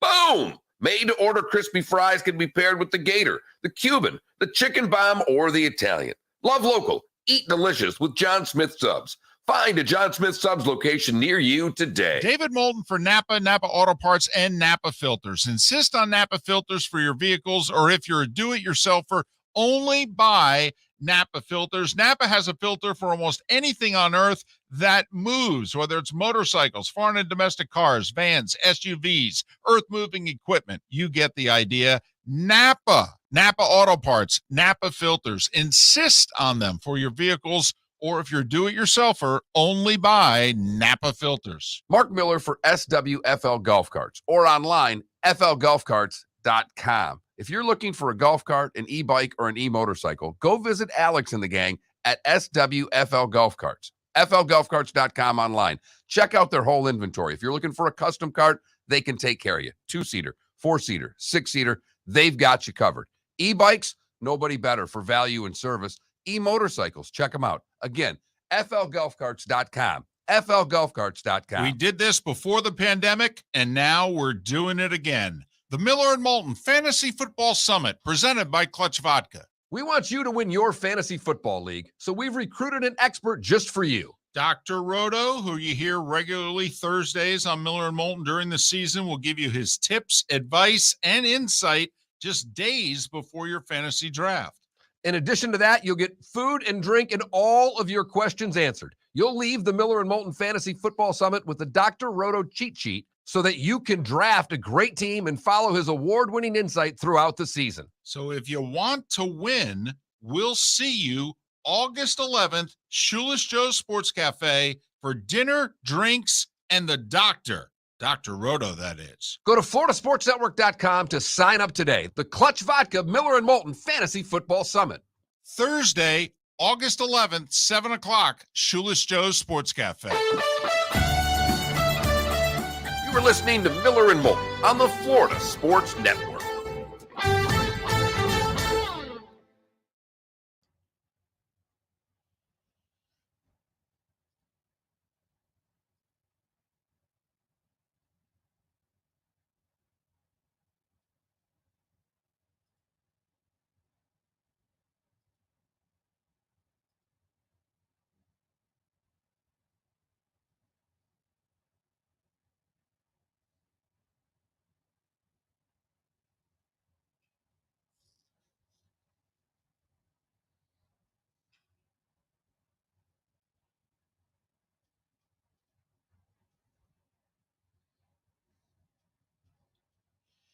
Omar Kelly tweeted out, flying Spirit Airlines for the first time this evening. Any tips? And he goes through this whole thing, and Antoine Staley just puts pray.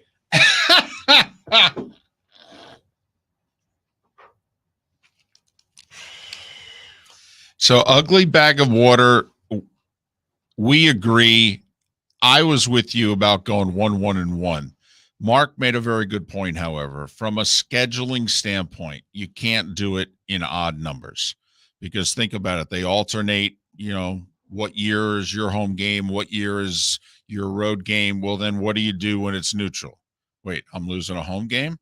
So then in theory, like if Florida hosts, Georgia hosts, neutral, Georgia hosts, and it just it doesn't work. Right. It doesn't work. So it's got to be home, 2. Home, 2. It's the Right. only way that it works. Right. Yeah, exactly, Sean. That's what you'd have to do. It would be great. Every 4-year kid would play 2 games in Jacksonville and one in each stadium. Yes, and I would be willing to compromise with that. And then quite frankly, I think the experience would determine what would happen next. But I think that would make Jacksonville even more special.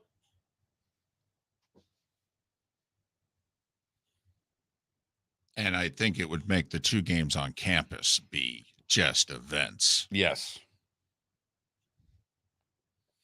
Yeah, ugly bag of war. I agree. It's why when they were talking about the pod schedule, which I don't think is going to happen with the SEC, love the idea that every kid would play everywhere once in his career in the SEC. Again, fam, you can't do every other year in Jacksonville because it's a home game one year for Georgia and the next year for Florida. From a scheduling standpoint, it will not work. Right.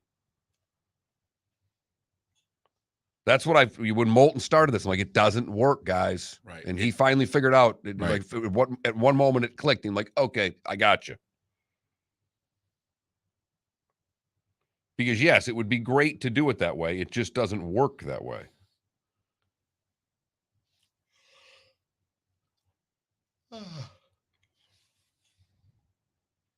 Yes. I'm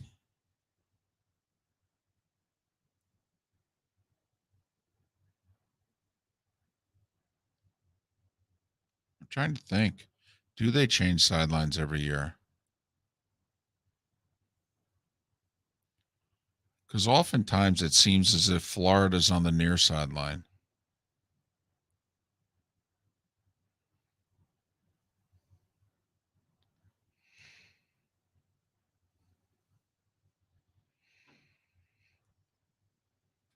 You see this where KD apparently wants to go to Boston or Philly now? I don't know what this Yeah. Do you know the owner of the team basically just came out this Yeah. week and MF'd him? Yeah. Yeah. So kinda I is just a- like that he wants to. The thing came out with Philly. They just got rid of Harden. Let me go back and play this.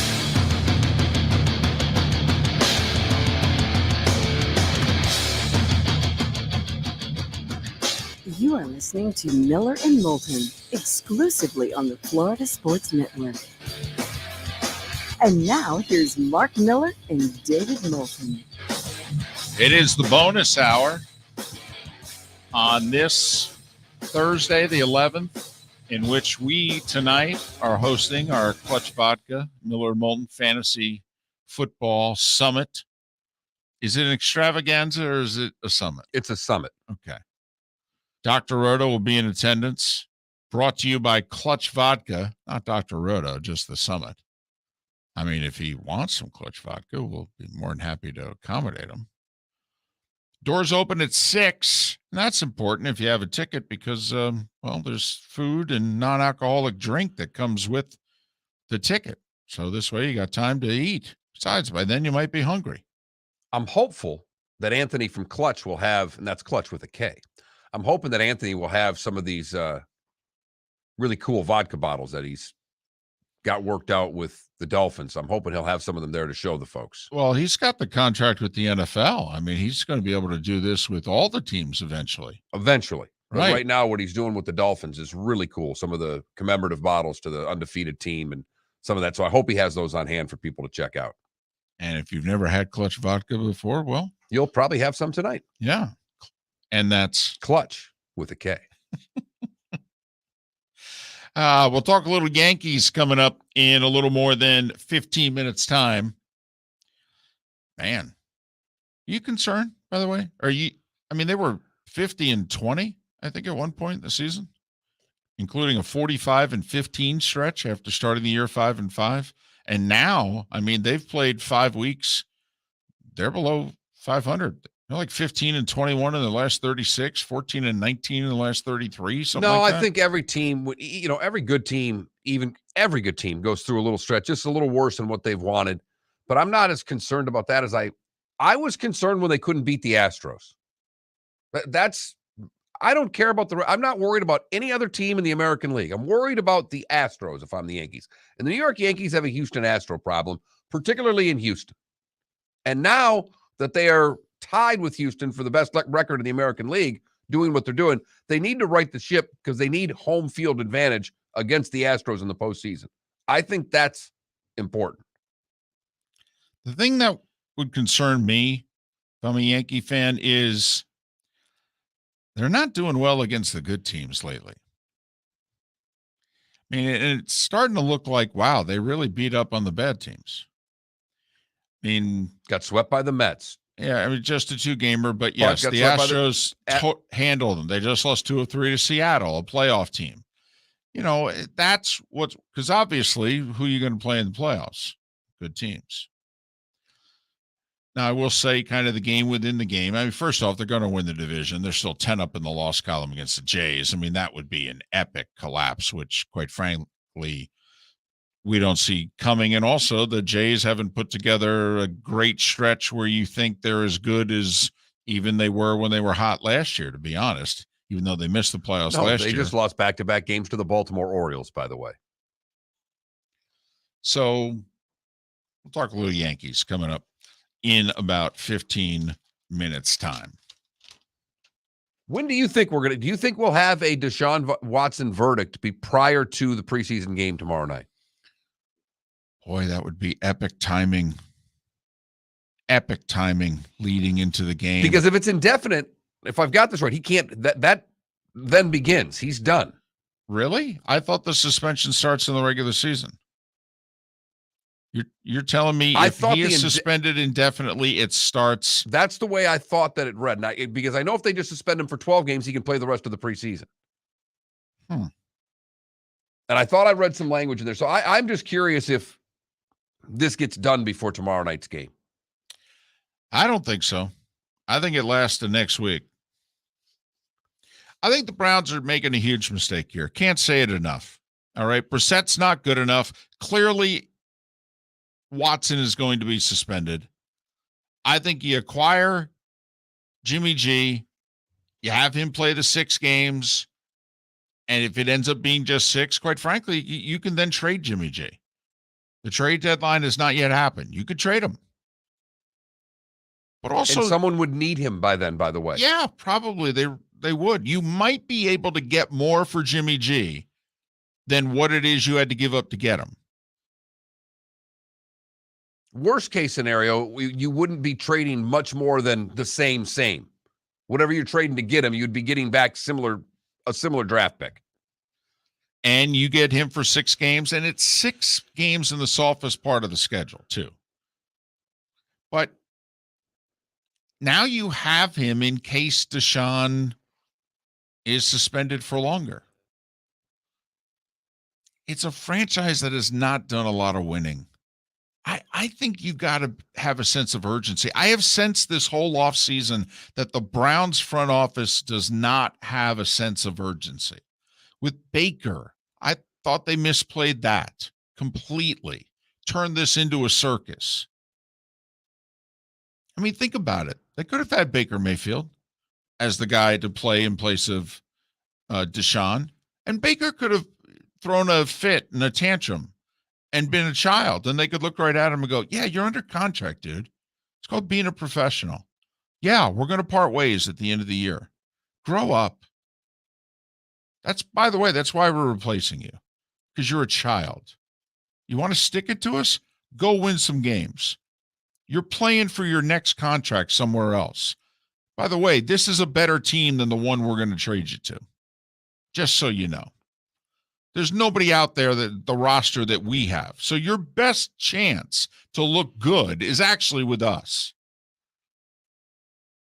So grow up, shut up, and get under center.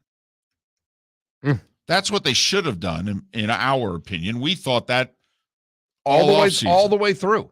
And the Browns have acted, to your point, David, like this is a process. Like they're the Philadelphia 76ers, for crying out loud. And that they can just take this year off with Jacoby Brissett and everything's going to be fine. Windows are too short in this league. Yes. We talked about the Colts, just to make a comparison. It was a couple of years ago that the Colts maybe had the best offensive line in football. 2 years later, still a good line, but it's not considered a top 5 line anymore. No, same with the Cowboys. 3 years ago, best offensive line in the league, right next to Indianapolis. That's how quickly this changes. Right. So when you have an opportunity in that window, you need to do everything. Andy Baskin said it. It's the job of the general manager to make his team better today. Period. And I understand that there's a way that you can take cap money from one year and move it to the next and all that, but I mean, how could you be running the Browns and not have a sense of urgency? You know how little winning you've done for your fan base? And quite frankly, what you're asking your fan base to stomach right now, to swallow hard and accept. I mean, come on, you got to admit, if this was a dinner, the Browns front office said to their fan base, what is it you don't eat? I don't eat liver. And I hate sweet potatoes, by the way. Okay, so whatever you do, don't give me liver and sweet potatoes. And do you know what they're serving their fans? Liver and sweet potatoes. I think you really need to look again about sweet potatoes, because I, for the longest time, was with you, David. I did not like sweet potatoes. I wouldn't even touch a sweet potato. And with time, I found out that it was me that was making the mistake, and that a sweet potato is it's a lot better than you're giving it credit for. The liver thing, I'm totally with you. You're never going to get anyone to change my mind, your mind, or anyone's mind that should be a delectable food. The sweet potatoes, on the other hand, I think I could turn you around. That's all. Sweet potato fries. Not a fan. I wasn't a fan either. I'd have to casserole. It's not a sweet potato fry. I got to get some other stuff in there. Okay. To make it. I mean, I've tried. I really have. I've tried recently. It just doesn't work for me, which is surprising because, as you know, the other kind of potatoes and any other kind of fry. It's kind of a carb light. That's why you probably don't like it as much. Carb light. It's not my choice, but when it's good, it's good. Who knows? Maybe, and I'm sure there are cooks out there listening, going, "Oh, if he ate my sweet potatoes, he'd love them." They're probably doing, if he ate my mom's sweet potatoes, that's what they'd be talking about. That's our audience. Gotcha. But I got you.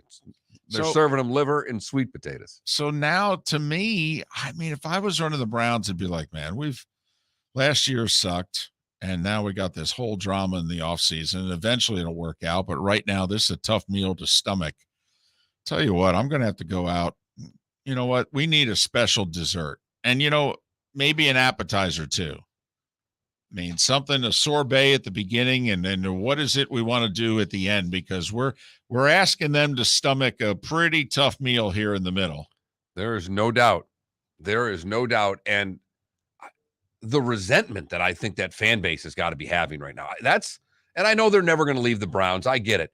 But David, at some point, this is a diehard fan base, and it's like like you said, they are looking at all of them thinking that we're the smartest people in the room, and it's Jacoby Brissett, and we've all watched this act before. It's not good. In baseball, you can trade for a pitcher, and you can see something in his mechanics. The Dodgers have been great at this lately, of taking a pitcher and saying, all right, get him back in the lab, show him his windup, show him his release, and saying, your changeup release is wrong. The Rays have been really good at it. Absolutely. But it can be done with a pitcher. I don't know if it can be done. You can change mechanics at quarterback. We've not heard any changes in mechanics in Jacoby Brissett. He's just not good enough. No. That's all. Nice guy. He's a backup quarterback. And he's a good backup quarterback. Yeah. I'd take him as my backup. And maybe he can get him 3-3 in these 6 games. Yeah, but they need a little better than that because the schedule's too soft. I mean, that's the thing. If you go 3-3 in the soft part of your schedule, now you got 11 games left against the tough part of it. And quite frankly, 7-4 may not be good enough. You got to make some hay here. It's the AFC. If this is the NFC, I would think differently. I mean, I'd be better off with Jimmy G, but I could think differently. I'd go, that's okay. We can get by with it. We get our starter back in this conference with our roster, we'll be fine. But you got the Ravens, you got the Steelers, and you got the Bengals in your division. You can't take a month off. No, and you play virtually none of them in the first 6 weeks. So that, schedule gets harder. Now, in theory, you get Deshaun back. But the other thing is, I'd want Jimmy G in camp now. I'd want him in camp now. And yeah, Jacoby wouldn't be happy. Once again, don't know what to tell you. You're don't care. Contract. It's not my job to care about how you feel if you become the third quarterback. I don't care. And not only that, you can look at him and go, really, Jacoby? Really? 2 of the last 3 years, he's been in a conference championship game. I mean, come on. He's better than you. We brought you here to be the backup. Okay, you are. You're going to be the backup. You're either backing up Deshaun or you're backing up Jimmy G. Miller and Moulton. We go from football to baseball. A little Yankee talk next on the other side. Thanks for listening right here on the Florida Sports Network. Mark Miller for SWFL Golf Carts or online, flgolfcarts.com. If you're looking for a golf cart, an e-bike, or an e-motorcycle, go visit Alex and the gang at SWFL Golf Carts. flgolfcarts.com online. Check out their whole inventory. If you're looking for a custom cart, they can take care of you. 2-seater, 4-seater, 6-seater, they've got you covered. E-bikes, nobody better for value and service. E-motorcycles, check them out. Again, flgolfcarts.com. flgolfcarts.com. Golfers, are you bored of the same old driving range warm-up routine that's not getting you the results that you want on the course? Power up your golf swing by adding resistance bands to your range sessions with the Orange Whip Golf's Power Strap Kit. Featuring band attachments to your feet and hips, Power Strap resistance training will boost clubhead speed, increase power, improve flexibility, all with just a few swings. Buy a Power Strap Kit today. Go to orangewhipgolf.com and use code Miller10 to receive an additional 10% off the already great price of $119. David Moulton for Napa Auto Parts, and Napa Filters. Insist on Napa Filters for your vehicles, or if you're a do-it-yourselfer, only buy Napa Filters. Napa has a filter for almost anything on earth that moves, whether it's motorcycles, foreign and domestic cars, vans, SUVs, earth-moving equipment. You get the idea. Napa Auto Parts, Napa Filters. Insist on them for your vehicles Or if you're do-it-yourselfer, only buy Napa filters. Bring your big mouth to John Smith Subs and indulge in their overstuffed subs with the freshest quality ingredients. Enjoy our famous steak bomb with perfectly grilled marinated sirloin steak topped with provolone cheese, grilled onions, peppers, mushrooms, crispy bacon, juicy tomatoes, and creamy mayo. Boom! Made-to-order crispy fries can be paired with the Gator, the Cuban, the chicken bomb, or the Italian. Love local. Eat delicious with John Smith Subs. Find a John Smith Subs location near you today. You are listening to Miller and Moulton on the Florida Sports Network.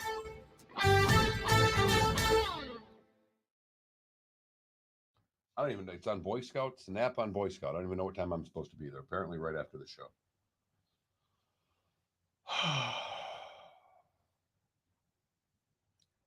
Why don't you go at 2? Because I had to pick my daughter up from school. Gotcha. I was just thinking then you could get to my house. You know. Oh, yeah. I don't need to be there for those. That's why we put that thing on the door. Oh, that's okay. why that thing's there. The realtor, I don't have to. That's the beauty of that box. They come get the key. They're going to leave a little card. You'll end up seeing real estate cards on your counter. They all leave a card when they come. That's kind of like the rule of thumb. Gotcha. That just shows that they've been there. If anything, I wouldn't go in because they don't want me there. They want to deal with their client. I would do it if they don't have a client. If you know what I mean? If someone calls the number and wants to look at the house, then I would go with them.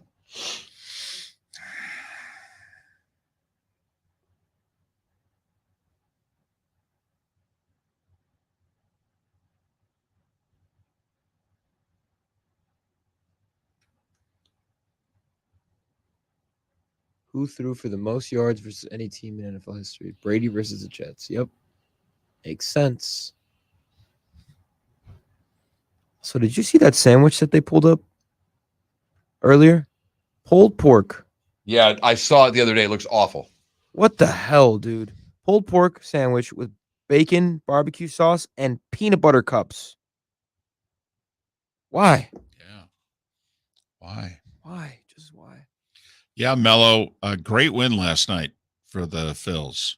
3 in the 8th against Alcantara there. We're talking about the Fightins. And not only that, you got a really soft schedule for the next 5 weeks. Only the Mets, only winning team on your schedule. I'm telling you, man. Sandy Alcantara. He's better at home.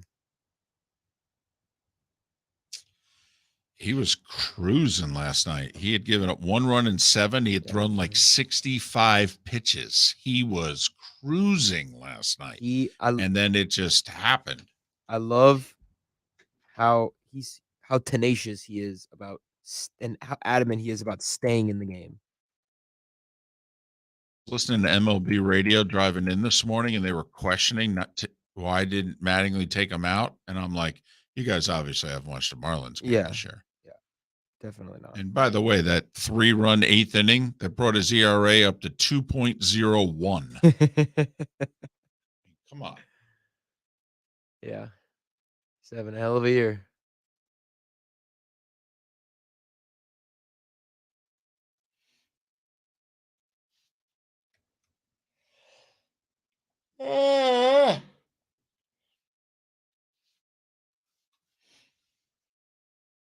The Onion's fake headline quote. They got a picture of January 6 rioters explain why they stormed the Capitol. Quote, what's the point of having a bunch of cool guns and tactical gear if you never get the chance to overthrow the government?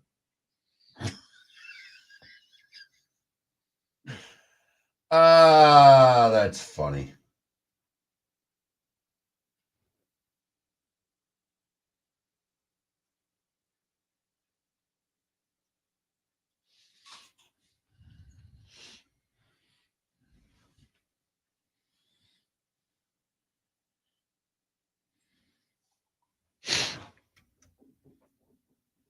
Hi, I'm Saul Goodman. Did you know that you have rights? Constitution says you do.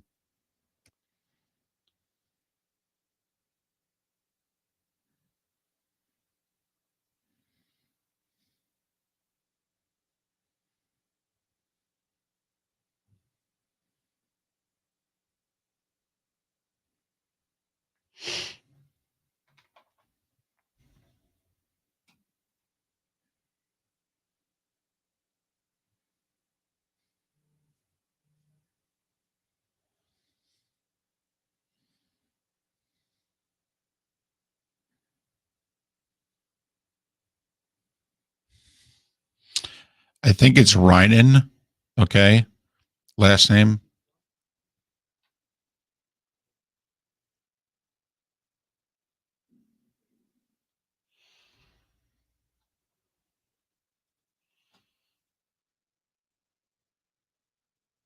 Baskin. Reinen.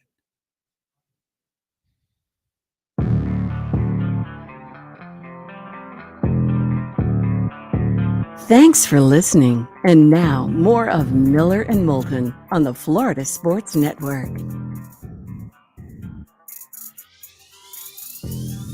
21 minutes past the hour. Good, bad, and ugly. What's on tap today was the day when, and final thoughts all coming up in roughly 20 minutes. Miss any part of the show? Download our podcast. We had Andy Baskin on in our 7 o'clock hour, Roy Cummings on in our 8 o'clock hour. Talking plenty of football. We've been talking a lot of baseball today, though, in and out the show. And the Yankees have come up because they are scuffling. Scott Reinen covers them.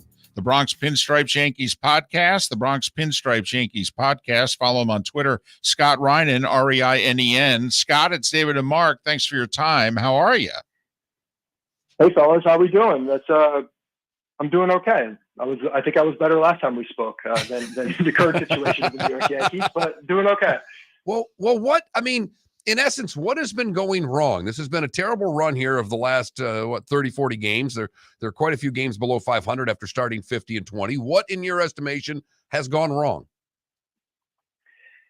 So I think there's a number of things. I think the pitching staff, well, very recently has been much better. I think that they have come back down to earth a little bit. When you're looking at what's going wrong, I think one of the first things you have to look at is what went right in the first half. And in the first half of the season, they were winning a lot of close games, late and close. Their situational stats in those moments were 1,000% better. They were a better team in that they were finding ways to win. And I think what this team is currently doing, they're dealing with some injuries. Obviously, they've had some guys go down in the bullpen. Obviously, Rizzo just came back yesterday, but he's been out for a while. Stanton is out. You have the lineup looking different today. Carpenter just unfortunately fractured his foot in Seattle and is going to be out for a lengthy period of time. I think what you're seeing is this team definitely coming back down to earth a little bit, but also, the pitching staff is not the same it was in the first half. You're not getting the same depth you got from the starting rotation. The bullpen, while again recently have been good, you're feeling some of the pain at the end there. You have some guys out. You have guys like John Loizaga who are not pitching to expectation. Obviously, Chad Green is out. So Aaron Boone is piecing together a bullpen a little bit more. That is not what it was in the first half, where they had very defined roles, very, very clear positive stats. And you're just seeing some of these guys come back down to earth a little bit. Well, and I guess, Scott, because now we're past all the deadlines, you can't pass anybody through waivers anymore. You can't use your wallet to your advantage at this time of the year. The roster is pretty much the roster unless someone's going to get released elsewhere. So, Scott, were guys overachieving in the first half, or are they just bad now and there's still upside for them to regain their form, if you know what I mean? Because I got to be honest, Scott, when we talked during their hot stretch, I didn't think the Yankees were as good as their record. Okay. And, evidence to the contrary. Now, I know they're not as bad as their record now, but there's a part of me that thinks that, they're not going to play the way they did in the first half of the year. I think the way that they played in the first half of the year, I mean, they were on pace to set win records in the first half of the year. That's right. The type of winning they were doing. So if you looked at that roster and looked at that team, I think a lot of people definitely got caught up in it and saw a lot of success. I was like, okay, this team is this good, but you're probably never as good as your best day and not as bad as your worst day. I think that's kind of to the point you're making right now. So do I think this team is still a very good team? Yes, I do. I think the moves that Brian Cashman made at the trade deadline were good moves. He identified gaps. He identified places on the roster that needed to be improved, and I think he improved them. So I'm not completely. I've talked on my show numerous times in this stretch here where, and it's getting to a point where I'm starting to have to tip to the other side. But I'm trying to be as patient as humanly possible with this last month of baseball to not overreact and not look at just the sum of the last month and say, this is what we are. I do think it is a coming back down to earth period, and that this team is going to be back at a place where they are competing at a very high level and going to be competing for a championship and competing deep into the playoffs. I believe they have the roster to get to that point.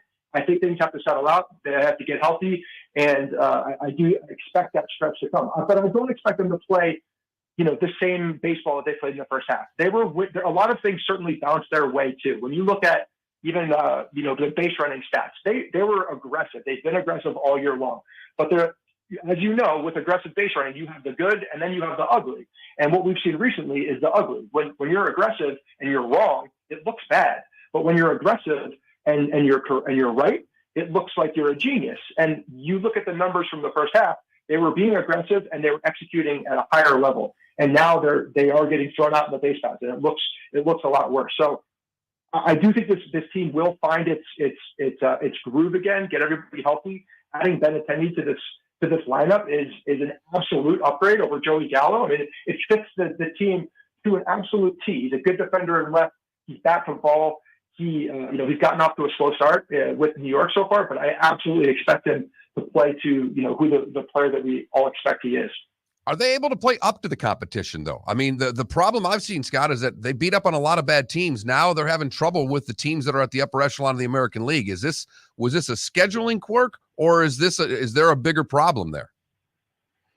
It's absolutely a fair comment, because they have definitely struggled. If you look at the month and where they got beat, even you go back to June and look to the teams that they beat in June, and then the teams that they lost to, the Astros in that doubleheader, the Mets in that doubleheader, they were getting beat by good teams. We just lost a series to Seattle. So it's absolutely a fair thing to look at the schedule and identify.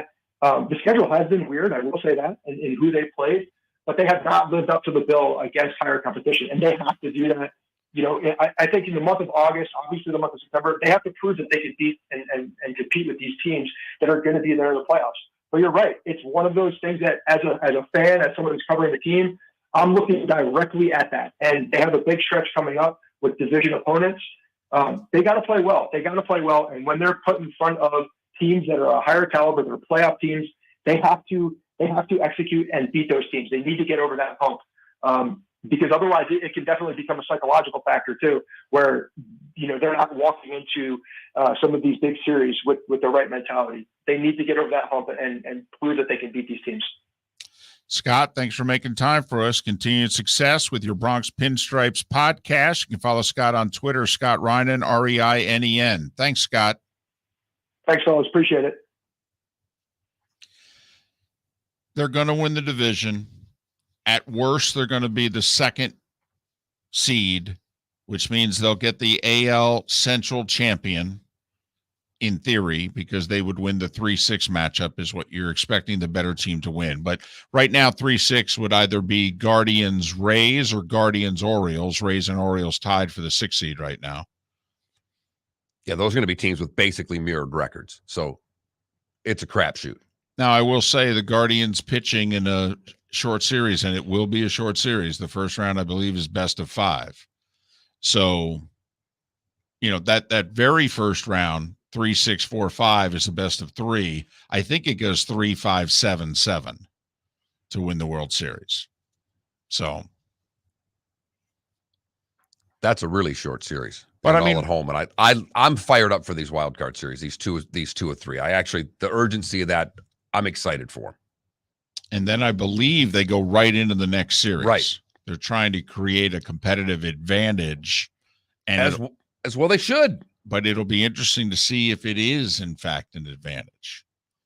Sometimes already playing a little bit of playoff baseball. We see it in hockey all the time that sometimes the team that's swept and hasn't played in a week versus a team that plays a 6-game series and is starting the next series 48 hours later, they're sharper game one. Sharper, but they're A big advantage, obviously, you're going to be able to hold a number one. You should be pitching a third or fourth starter in these games against a one. It should screw up the whole pitching count for the teams in the wild card series. But right now, when you look at the AL, it'd be a shock if it's not Yankees, Astros, and the CS.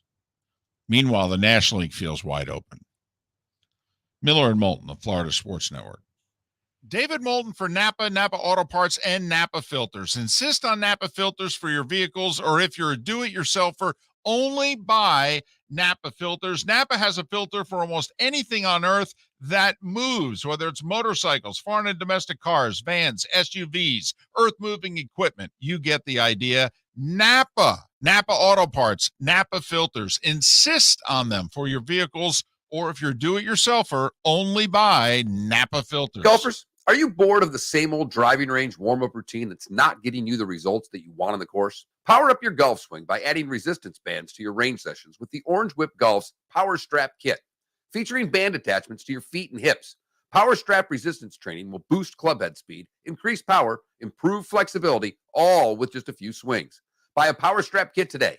Go to orangewhipgolf.com and use code Miller10 to receive an additional 10% off the already great price of $119. We did this before the pandemic, and now we're doing it again. The Miller and Moulton Fantasy Football Summit, presented by Clutch Vodka. We want you to win your fantasy football league, so we've recruited an expert just for you. Dr. Roto, who you hear regularly Thursdays on Miller and Moulton during the season, will give you his tips, advice, and insight just days before your fantasy draft. In addition to that, you'll get food and drink and all of your questions answered. You'll leave the Miller and Moulton Fantasy Football Summit with the Dr. Roto cheat sheet so that you can draft a great team and follow his award-winning insight throughout the season. So if you want to win, we'll see you August 11th, Shoeless Joe's Sports Cafe for dinner, drinks, and the doctor. Dr. Roto, that is. Go to floridasportsnetwork.com to sign up today. The Clutch Vodka Miller and Moulton Fantasy Football Summit. Thursday, August 11th, 7 o'clock, Shoeless Joe's Sports Cafe. You were listening to Miller and Moulton on the Florida Sports Network.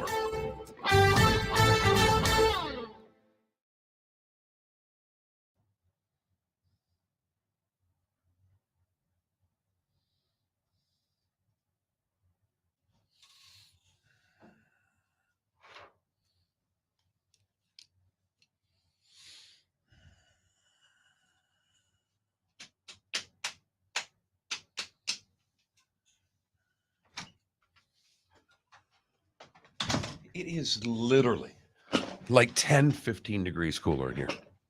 I know. I came prepared today. Yes, you did. Yes, you did.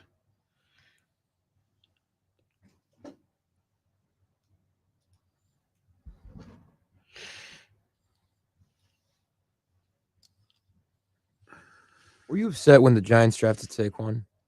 Saquon, no. I asked Mark about the out-of-body experience I had when they drafted Daniel Jones. We were out at a remote doing a live show in our second act. No, not a show. We were just hosting an event, right? We weren't on the air. Were we on the air? We did cut-ins? We were not. We did cut-ins. We did cut-ins.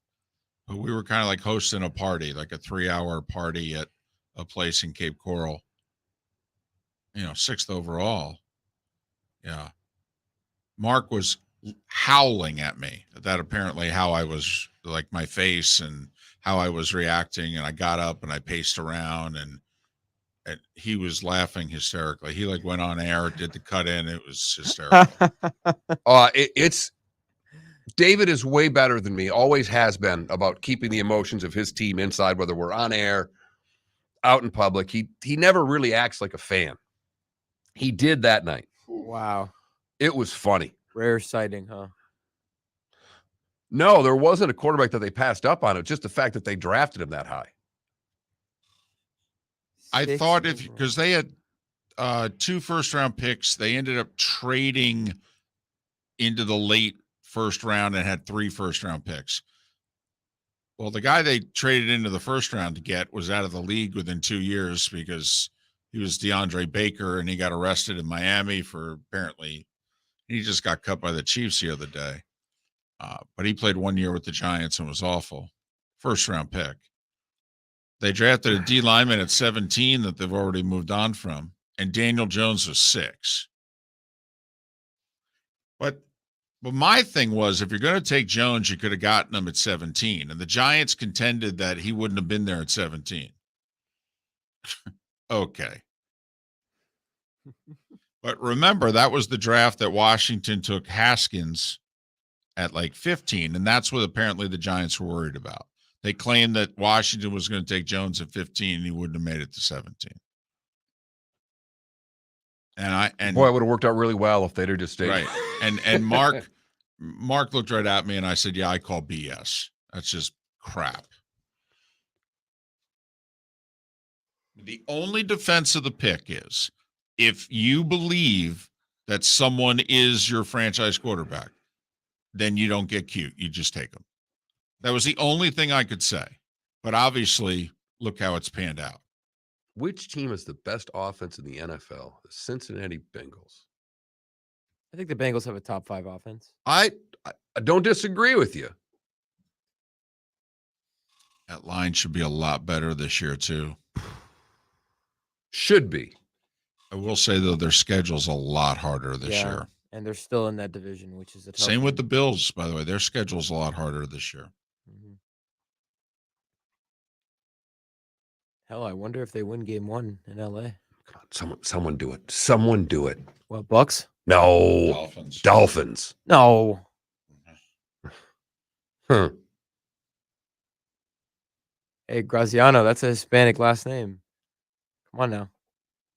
Graziano? Actually, no. Graziano. Italian. That's Italian, yeah. Graziano, yeah. Have you seen Dan Graziano? Close enough.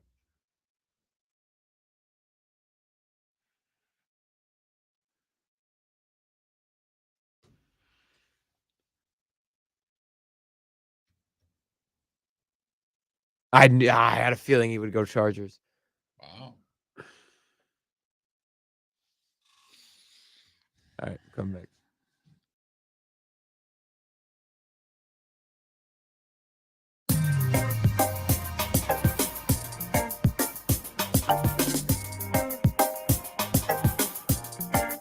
Welcome back to Miller and Moulton, only on the Florida Sports Network.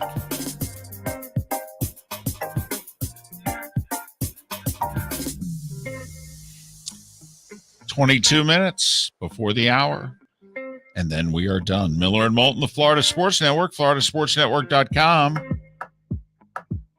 Thanks to everybody who gobbled up the remaining tickets for our Clutch Vodka Fantasy Football Summit tonight with Dr. Roto.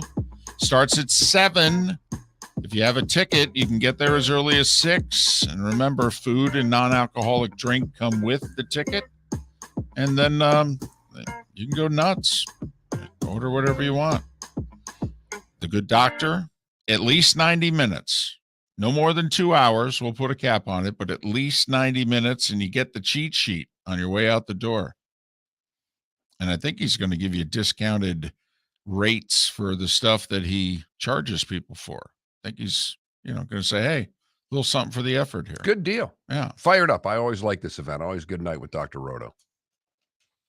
By the way, that's Roto with an R. You know what? I promise I won't do it past today. No. Before we got to go attend to the business here. You know how sometimes when you get a little tipsy, okay, and you you latch on to something and you do it for the rest of the night? I can envision maybe a night coming up in which I don't think your wife realizes what she's in for, in which you might be watching a movie or whatever's going on, and you just start doing that. In honor of Clutch Vodka, you just start grabbing onto things. So we're meeting with Anthony from Clutch Vodka, and he brings out, because he's got to deal with the NFL. And right now he's only got a couple of teams that he's approved with, and he's trying to work out all these really cool private label vodka things. And he had a Steelers vodka. And he'd listened to the show. He paid attention to us. He listens. And he knew the story about the Steelers and the Jags. And he took both bottles out and he says, take a picture of these. Tell your wife she can have them when she gives you the collar, the Jags collar back. So great. My wife threw the collar at me last night. threw it at me, Hey, but she and still then has told it. me that I should wear it. Oh, And so I put the Jags collar on for a little while. Well, hey, there's no need for you to, But I showed the Jags vodka bottle to her. She goes, "What the hell's that doing in my house?" There is nobody that hates the Wow. Jacksonville Jaguars, with the exception of my wife. damn. Maybe a Colt fan. Well, or two. by now, a Colts fan should really be sickened by the sight of them too. But Couldn't man, believe it. I know, man. She took, 2 playoff losses. It was the daughter. It was The JAG, bringing the yes. daughter into it. Right. That's where the daughter doesn't even remember doing it. I will say they have gone into Pittsburgh twice this century in the playoffs and beaten them both times. I mean, I think she's got a little too much venom for them, but I could see where she wouldn't find them cute. Definitely, they're not cute. No. Nothing about them is cute. You know what? I hope this segment is cute. It's time for someone to take back this segment, if for no other reason than to stop David from talking about Meghan and Harry. Here's Mark Miller with Today Was the Day When. Today in 1919, George Calhoun and Curly Lambeau found the Green Bay Packers, named after a sponsor of the Indian Packing Company. It could have been the Green Bay Indians. Then they would have had to change their name. Right. Today in 1929, Babe Ruth becomes the first major league player to hit 500 home runs.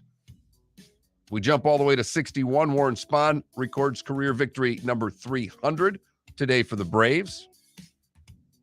David, I think you'll love this one. Today in 62, the Dodgers protest as Giants manager Elvin Dark orders Candlestick Park's grounds crew to water down the base paths to hinder the Dodgers all-star Maury Willis base stealing attempts. The Giants win the game 5-4. I saw a high school superintendent do that in the late 80s in Wilkes-Barre, Pennsylvania. Dallas High School was hosting Myers High School. Myers High School had the Ismail brothers, the rocket and the missile. Yeah. They didn't cut their grass on their field for like 4 weeks, and they watered the hell out of it. Okay, they might as well have been playing in an Iowa cornfield. And they shut out the missile and the rocket 7-0. Wow. Today in 64, A Hard Day's Night premieres. Today in 68, Satchel Paige at the age of 62, needing only 158 days on an MLB payroll to qualify for a pension, is signed by the Braves, doesn't pitch, and becomes coach. Today in 69, Don Drysdale, the last Dodger to play in Brooklyn, retires because of damage to his right pitching shoulder. Today in 1970, Jim Bunning becomes the second Cy Young winner to win 100 games in both the American League and the National League. 74, Trevino wins his first of 2 PGAs, 1 stroke ahead of Jack. 84, Carl Lewis, duplicating Jesse Owens' 36 feet, winning his 4th Olympic gold medal. Little different crowd that he did it in front of, but still the same feat. 85, Hubie Green wins the PGA, 1 over Trevino. 86, Bob Tway holds his bunker shot on 18 to beat Norman by 2. What a year. And then that's the last major of 86. Remember, Masters 87, Mize with the chip in. 91, John Daly at Crooked Stick wins the PGA. 96, Mark Brooks wins the PGA. 2008, the 4x100 freestyle relay team with Michael Phelps on it beats France by 8 seconds. In the 4x100, they won by 8 seconds. That's like a third of a pool. It's just ridiculous. 2013, Jason Duffner wins the PGA. And in 2016, Michael Phelps becomes the third athlete and first swimmer to win 4 consecutive gold medals in one event, doing so in the 200 IM. I don't think Michael Phelps is talked about enough in terms of we want to do the greatest American athlete. I don't know where he would rank on the list, but I think he would not be rated as highly as he should be. Can't argue with anything in terms of levels of greatness when you're discussing Michael Phelps. He, by the way, post-career, pretty remarkable, talking about how much he battled depression still today, but how he did throughout his athletic career. He's been very open about it. All right. I mean, if you are struggling, he has been somebody who's been very inspiring. If you're a massage therapist, he's the keynote speaker at their convention in Cleveland in a couple of weeks. Oh, just saying. Yeah, but it says a lot, though. It says more than you intended it to say. I know. Right. Mm-hmm. Those born today that are no longer with us, Mike Douglas would have been 102 today, and Alex Haley would have been 101 today. Those that are still with us. The Hulkster is 69 today, David. That's it? Man. One of my all-time favorites, Joe Jackson, is 68 today. Joe Rogan is 55. Pablo Sandoval is 36. And Patty Mills for Felipe over there is 34. I'm just happy you included the Panda, Pablo Sandoval. He had 3 home runs in a World Series game. If he's a fat baseball player, he makes the list on our show. No, because he's Pablo the Panda. He is the Panda. First prisoners go to Alcatraz today in 34.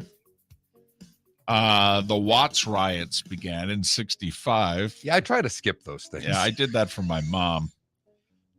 American Graffiti debuted today in 73. It was released in all the theaters. It debuted last week because I had it on my list a week ago. Today it was released. No, but the only reason I didn't include it because we had the actual release was like last week. It was today that it was released nationwide. It is remarkable how movies do that. Sometimes they pick a theater, sometimes they pick like 12, and then they release them to like 1,200. Right. Also, it was 8 years ago today. Robin Williams died. Can you believe it's been 8 years? Would have been 71. And that will lead us directly to. You've heard folks elsewhere mock Florida is gonna Florida. Well, Mark Miller sees it differently. He calls it the good, the bad, and the ugly. What you got, Mark? All right, I need 899,999 of you because there is an effort being made to pass recreational marijuana on the Florida ballot in 2024. It will take 900,000 signatures. One has already been counted, mine. The rest of you need to get to work. Piece of cake. That'll get more than 900,000. I don't know, and I don't think it'll win because it's going to need 60% of the vote if it gets there, too. Oh, It doesn't just need a majority. It would need a... All right, what is it they're asking for again? 900,000 petitions. No, I get that. But then they're going to have a vote in the 2024 election to pass recreational marijuana in the state of Florida. So not medical marijuana. No. No. I mean, you won't be able to swing a dead cat without hitting a dispensary around here.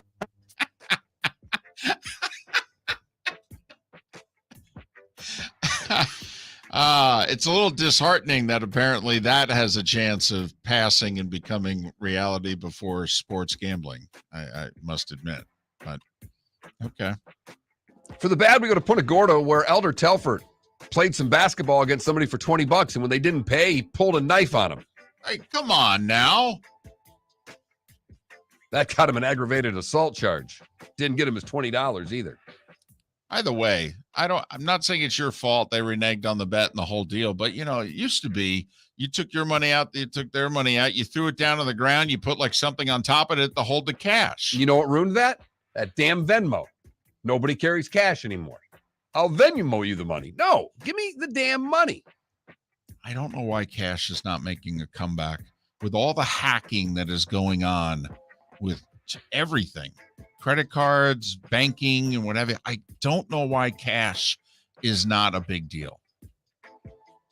How old do I sound? But I'm serious. I'm with you. Listen, because of you guys, I have warmed up to cash more. Good. The average guy has like $23 on him. I got $10. You could do that anytime, by the way. Sober, drunk, any day of the week. You could just turn to like you and 2 or 3 of your buddies and go, hey, how much cash you got on you? Here we go, Mark. And if somebody I'm has short today, $27. I am loaded today. Loaded. No. I've got $74. Ooh. I am loaded. Cash rules everything around me. There's a few of my friends right now that are laughing at all of us. The bookies are going, yeah, loaded $74. But Mhm. and you know though that I'm loaded For you? right? Loaded. Oh my goodness. My goodness. For the ugly, we go to DeLand, Florida. It is the Athens of Florida, David, where a naked man threw a machete at another man and demanded his clothes before running away and approaching other vehicles at a gas station. The naked man was picking palmetto berries in the woods, but he came running out with a machete. He demanded clothes, a wallet, and a phone of someone in the area. As the person began over to hand their items, the deputy hurled the machete at him and then ran away.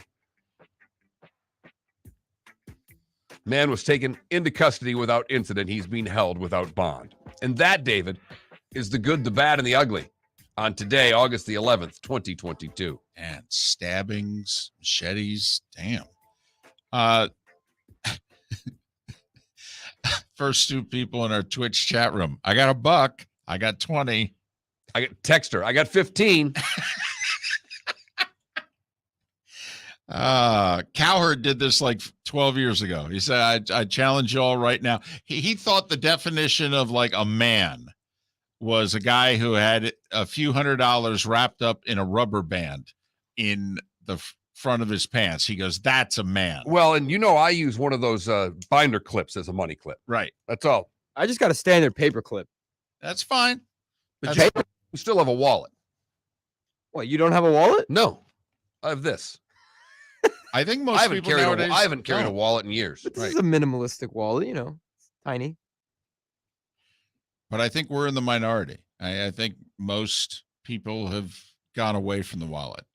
Cowherd did, though, and this was early days of Cowherd. It was one of the funniest segments. He took calls. He did it 10, 12 minutes of people just calling in, and all they did was say, you know, hey, my name's Barry. I'm in Casper, Wyoming, $13. I mean, that was it. Did a whole segment of it. Twitch chat room, $3.50, $7. Then we got Mello, who's got 400. Ooh. Super Joe's on vacation, says, I've got 1,300. Let's go find Super Joe. Yeah, wow. Good for you. Good for you. Hey, preseason football tonight, for those of you that are in that sort of thing, it's on NFL Network. It's Giants and Patriots. See how brutal that Patriot offense is. Right. Although Mac Jones not playing tonight. Major League Baseball, Thursday. Abbreviated schedule, 8 games on it. Marlins playing at 1 o'clock. In fact, most of the schedule, 6 of the 8 games are this afternoon. Orioles, Red Sox tonight. Yes, that's right. Orioles, 5 games ahead of the Red Sox in the standings. 5 games ahead of Boston.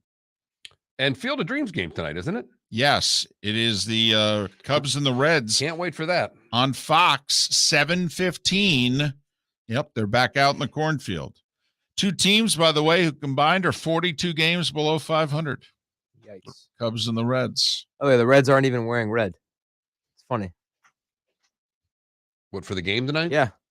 Were they wearing the black jerseys or? No, it's Like the olden days, it was like gray type deal. well, because there was a Fields of Dreams game the other night.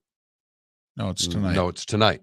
No, the only other one was last year. It was Yankees, White Sox. What was I watching? So Reds are listed as the home team. I would think that would put them in their home whites. That's what I would think too. But then again, they wear jerseys from the Field of Dreams era, so who knows what they'll be in.